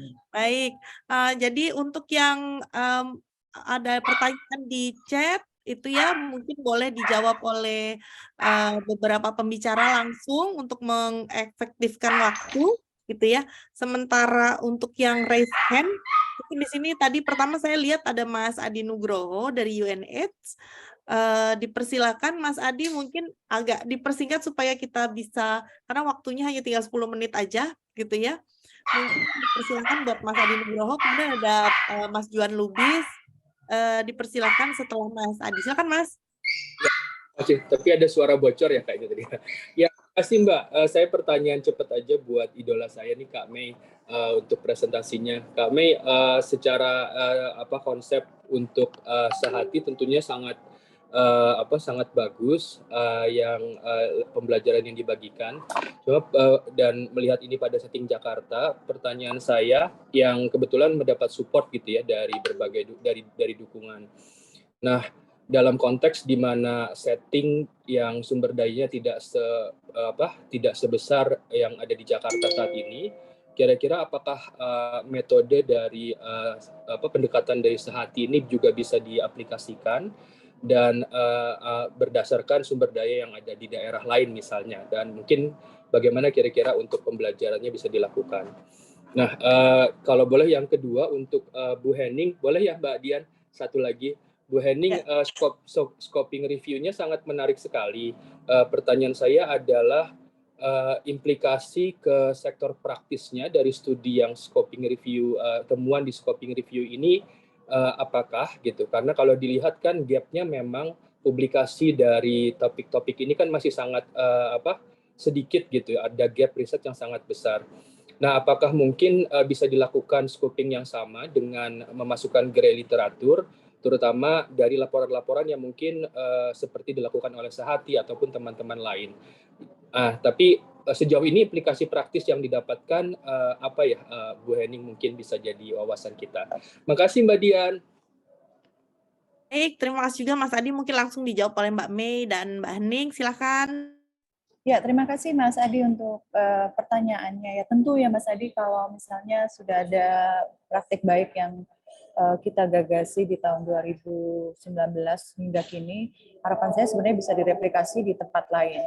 Karena sebenarnya kalau kita bicara resource di tempat lain itu, saya melihat bahwa ada sumber-sumber pendanaan yang bisa dimanfaatkan dan memang sudah tersedia, hanya mekanismenya bagaimana itu bisa diadaptasi atau diadopsi. Nah, kan karena saat ini dengan pendanaan dukungan dari Global Fund itu sudah ada teman-teman peer support hampir di 200 kabupaten kota, kalau tidak salah, 154 kabupaten kota. Dan teman-teman peer support juga sudah diberikan fokus untuk melakukan penelusuran. Cuman memang saat ini teman-teman peer support yang di daerah lain ya, selain yang saat ini kami kerjasama dengan DKI, Banten dan juga Jawa Barat, definisi operasional yang masih harus diselaraskan. Kalau yang kami lakukan saat ini, kita tidak hanya berfokus pada teman-teman yang lost to follow up lebih dari 3 bulan atau 10 hari, tapi kami juga melakukan penelusuran untuk yang missing appointment, kemudian juga melakukan penelusuran yang belum mulai ARV. Nah, ini menjadi breakthrough sebenarnya. Jadi jangan sampai kita menunggu teman-teman lewat 3 bulan baru akan ditelusuri. Itu yang pertama. Kemudian yang kedua, saya juga yakin teman-teman implementer di komunitas ya, di 154 atau 138 kabupaten kota itu juga sudah memiliki kerjasama dengan layanan kesehatan. Nah, saya rasa sebenarnya ada salah satu upaya yang bisa dilakukan untuk bisa mereplikasi, bekerja sama dengan Kementerian Kesehatan, mendatangkan teman-teman dari dinas di seluruh provinsi untuk melihat ini sebenarnya efektif loh. Jangan hanya karena misalnya isu konfidensialitas sehingga hal ini tidak sepertinya adalah hal yang tidak mungkin dilakukan. Awal-awalnya ketika kami menginisiasi untuk penelusuran lost to follow up ini juga ada resistensi yang datang dari dinas, dari Sudin dan juga dari layanan kesehatan karena mereka khawatir nanti ada pasien yang akan merasa konfidensialitasnya terganggu, terlanggar, dan lain sebagainya. Dan di awal-awal itu kami juga cukup struggling karena memang sistemnya itu belum on place. Kemudian juga kita mencoba mencari payung hukum untuk juga melindungi teman-teman pada saat melakukan penelusuran. Namun pada akhirnya ketika sudah terjadi negosiasi yang cukup baik dengan dinas, Sudin dan juga layanan kesehatan, hingga akhirnya itu Kepala Dinkes itu mengeluarkan surat tugas bagi teman-teman yang melakukan penelusuran sehingga mereka juga terlindungi, dan juga dari layanan kesehatan bagi teman-teman yang sudah mulai terapi ARV ada inform consent yang menyatakan apabila mereka lost to follow up akan ada petugas penelusur yang bekerja sama dengan layanan kesehatan untuk melakukan tracing tadi. Nah, jadi sebenarnya resource-nya sudah ada, SDM-nya sudah ada, cuma memang sistemnya masih harus dibangun karena tidak semua dinas juga tentunya belum tentu semua dinas atau Sudin dan layanan kesehatan menyetujui dengan konsep ini. Tapi kalau memang sudah ada praktik baik, sudah ada solusi yang ditawarkan dan sudah ada capaian yang bisa diperlihatkan, saya rasa sebenarnya tinggal bagaimana Kementerian Kesehatan ya sebagai policy policy maker dan juga yang bisa berkoordinasi dengan intens dengan dinas di seluruh provinsi itu bisa melakukan diskusi lanjutan, pertemuan lanjutan sehingga lost to follow up di daerah lain juga mudah-mudahan juga bisa tertangani. Sementara itu Mas Adi semoga menjawab. Ya, terima kasih Mbak Mei. Buat teman-teman di sini mungkin waktu kita hanya tinggal 5 menit aja nih gitu ya. Jadi mungkin dari Mbak Hening boleh sedikit sebelum dilanjutkan ke Mas Juan, semoga waktunya masih cukup. Silakan Mbak Hening. Baik, Mbak Dian, terima kasih. Saya coba sedikit saja. Terima kasih pertanyaannya. Mas Ari tadi ya? Luar biasa masukannya, memang betul dengan kondisi yang tadi terbatasnya literatur yang terreview gitu ya, saya mungkin masukan untuk menggunakan grey literatur menjadi sangat wajib gitu ya. Itu akan jadi pertimbangan buat kami untuk memasukkan itu juga, karena kalau kita perhatikan tadi datanya bukan nggak ada, tapi memang adanya di situ gitu ya. Jadi mungkin kita akan sangat pertimbangkan itu untuk masuk ke dalam review kami. Kemudian yang kedua, prakteknya seperti apa? Kebetulan review kami ini memotret ya, jadi yang melaporkan case atau jumlah dari berapa banyak itu hanya dua literatur. Jadi kalau dari situ mungkin kita perhatikan kalau memang apa sih yang perlu ditindaklanjuti kalau dari teman-teman tadi mungkin strategi-strategi tadi apakah kalau sudah dianggap efektif ya, mungkin bisa juga di-report gitu ya, buat reportnya sehingga itu bisa juga tadi bisa direplikasi di tempat lain gitu. Jadi kalau dari saya kan memotret yang ada ya, jadi kalau kesan yang dari pemotretan itu memang belum banyak yang bisa dipotret gitu Mas. Jadi kalau saya dimintain rekomendasi apa yang bisa dikerjakan adalah program-program tadi yang sudah fix dan sudah hasilnya positif bisa di apa namanya diuji lagi kemudian di-share ke tempat lain begitu. Mudah-mudahan menjawab. Baik, terima kasih Mbak Hening. Oh, saya nggak tahu nih cukup atau enggak, tapi dipersilakan aja buat Mas Juan. Kita cepat aja ya Mas Juan ya. Ya, Assalamualaikum Kak Mei, izin Juan Lubis Kak Mei, teman-teman semua. Cuman mau ini aja terkait dengan pendampingan, terkait dengan loss to follow up dari yang saya lakukan gitu Kak, gitu. Ternyata bukan hanya putus obat tetap diambil sama mereka orang gitu kan, tetapi obatnya tidak diminum, itu yang pertama gitu kan. Karena kesadaran kritisnya belum ada di situ kan. Yang keduanya lagi, mereka tidak bisa dikatakan lost to follow up juga. Kenapa? Karena bisa diakses bebas ARP sekarang Kak Mei gitu loh. Bisa diakses bebas di online segala macam. Jadi pada saat dia berobat, kita tanya nggak putus obat, dia beli di online gitu kan. Atau juga bisa juga teman-teman yang memang pada bandel, memang menjual obatnya gitu loh. Karena memang ada pasarnya di situ gitu loh. Nah ini yang menjadi kekhawatiran buat saya gitu, karena kepada teman-teman yang akhirnya ingin benar-benar minum obat, menikmati obat dengan baik dan benar, tiba-tiba ada kenakalan-kenakalan kecil seperti ini, berakhir nanti berbayar semua gitu loh. Itu sih kami. Yang kedua terkait dengan konseling lanjutan biasanya teman-teman itu kalau di atas 2-3 tahun itu udah mulai bosan, jenuh. Sementara konseling itu hanya ada di awal. Konseling lanjutan kita nggak pernah terima gitu, karena gimana modelnya pun saya sampai sekarang belum pernah tahu yang namanya konseling lanjutan itu seperti apa untuk di atas 5 tahun gitu kan ya, karena jujur kami perlu itu. Yang kedua terkait dengan casualnya juga kami perlu terkait dengan psikiatrinya. Kenapa kan? Karena ini kan menyangkut seumur hidup, beban kami juga itu minum obat gitu kan ya. Yang terakhir paling saya hanya mau kasih ini aja paling kepada teman-teman pendamping, jangan terlalu memanjakan klien atau dampingan. Kenapa? Karena biasakan untuk melibatkan keluarga terdekat. Jangan sampai nanti pas gak ada kita dia alasannya nggak mau minum obat dan sebagainya gitu loh. Nah, kenapa kalau melibatkan keluarga terdekat? Tujuannya agar diketahui itu obat diminum apa enggak gitu loh. Kenapa? Kita banyak temuan obatnya banyak gitu loh. Datang tiap bulan, tapi kok bisa drop dan meninggal gitu loh. Itu aja sih kami, izin dan Lupis, makasih kami. Silakan Kak Mei dijawab pertanyaan. Iya, Lubis, sehatkan dirimu. Kita udah lama ketemu ya. Semoga Alhamdulillah Kakak. Alhamdulillah. Sehat-sehat ya sama keluarga. Iya. Alhamdulillah. Jadi memang di beberapa bulan terakhir tuh aku banyak mendengar tuh misalnya kayak akses beli obat di apa sih? Ya, untuk kayak aku nggak mau nyebutin merek lah, pokoknya bisa ngakses beli online. Kemudian juga ada teman-teman yang tetap ngambil obat, kemudian obatnya dijual karena ya itu tadi kita masih punya tantangan bagaimana menemukan mekanisme supaya teman-teman bisa update, mau dan nyaman datang ke layanan kesehatan, dan layanan kesehatan juga bisa menjalani tupoksi sesuai dengan mandatnya gitu. Makanya sebenarnya kan ada inovasi misalnya kayak multi-month dispensing, pemberian obat multi bulan, kemudian sekarang ada obat TLD yang baru dan lain sebagainya. Nah, ini sebenarnya saya sendiri tuh tidak punya jawaban dan kayaknya perlu juga untuk melakukan analisis sebenarnya seberapa besar sih teman-teman yang melakukan kegiatan atau melakukan praktek-praktek yang disampaikan Lubis itu, sehingga juga kita bisa mencari rekomendasi apa yang bisa diantisipasi ya apabila hal itu terjadi.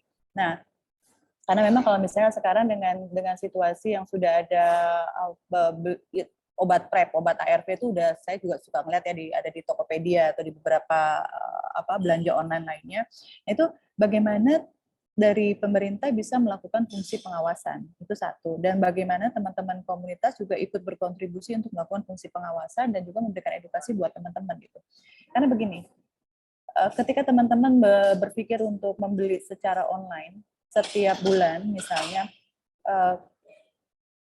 tentu kan kalau misalnya gini ya, logikanya adalah kalau kita bisa mengakses obat di layanan kesehatan dengan gratis, ngapain kita mesti beli di luar kan? Itu kan logika yang sederhana misalnya. Tapi kan pasti ada alasan kenapa orang memilih untuk datang atau untuk beli di belanja online daripada datang ke layanan kesehatan. Berarti ada something wrong gitu yang memang harus kita perbaiki dan kita benahi.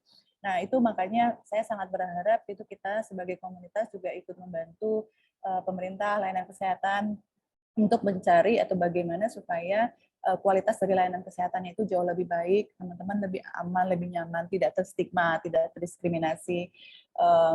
Jadi kemudian juga akses obatnya lebih mudah, dapat 3 bulan sekali, nggak cuma 2 bulan, karena sudah terbukti orang yang dapat multi-month dispensing itu kepatuhannya jauh lebih baik.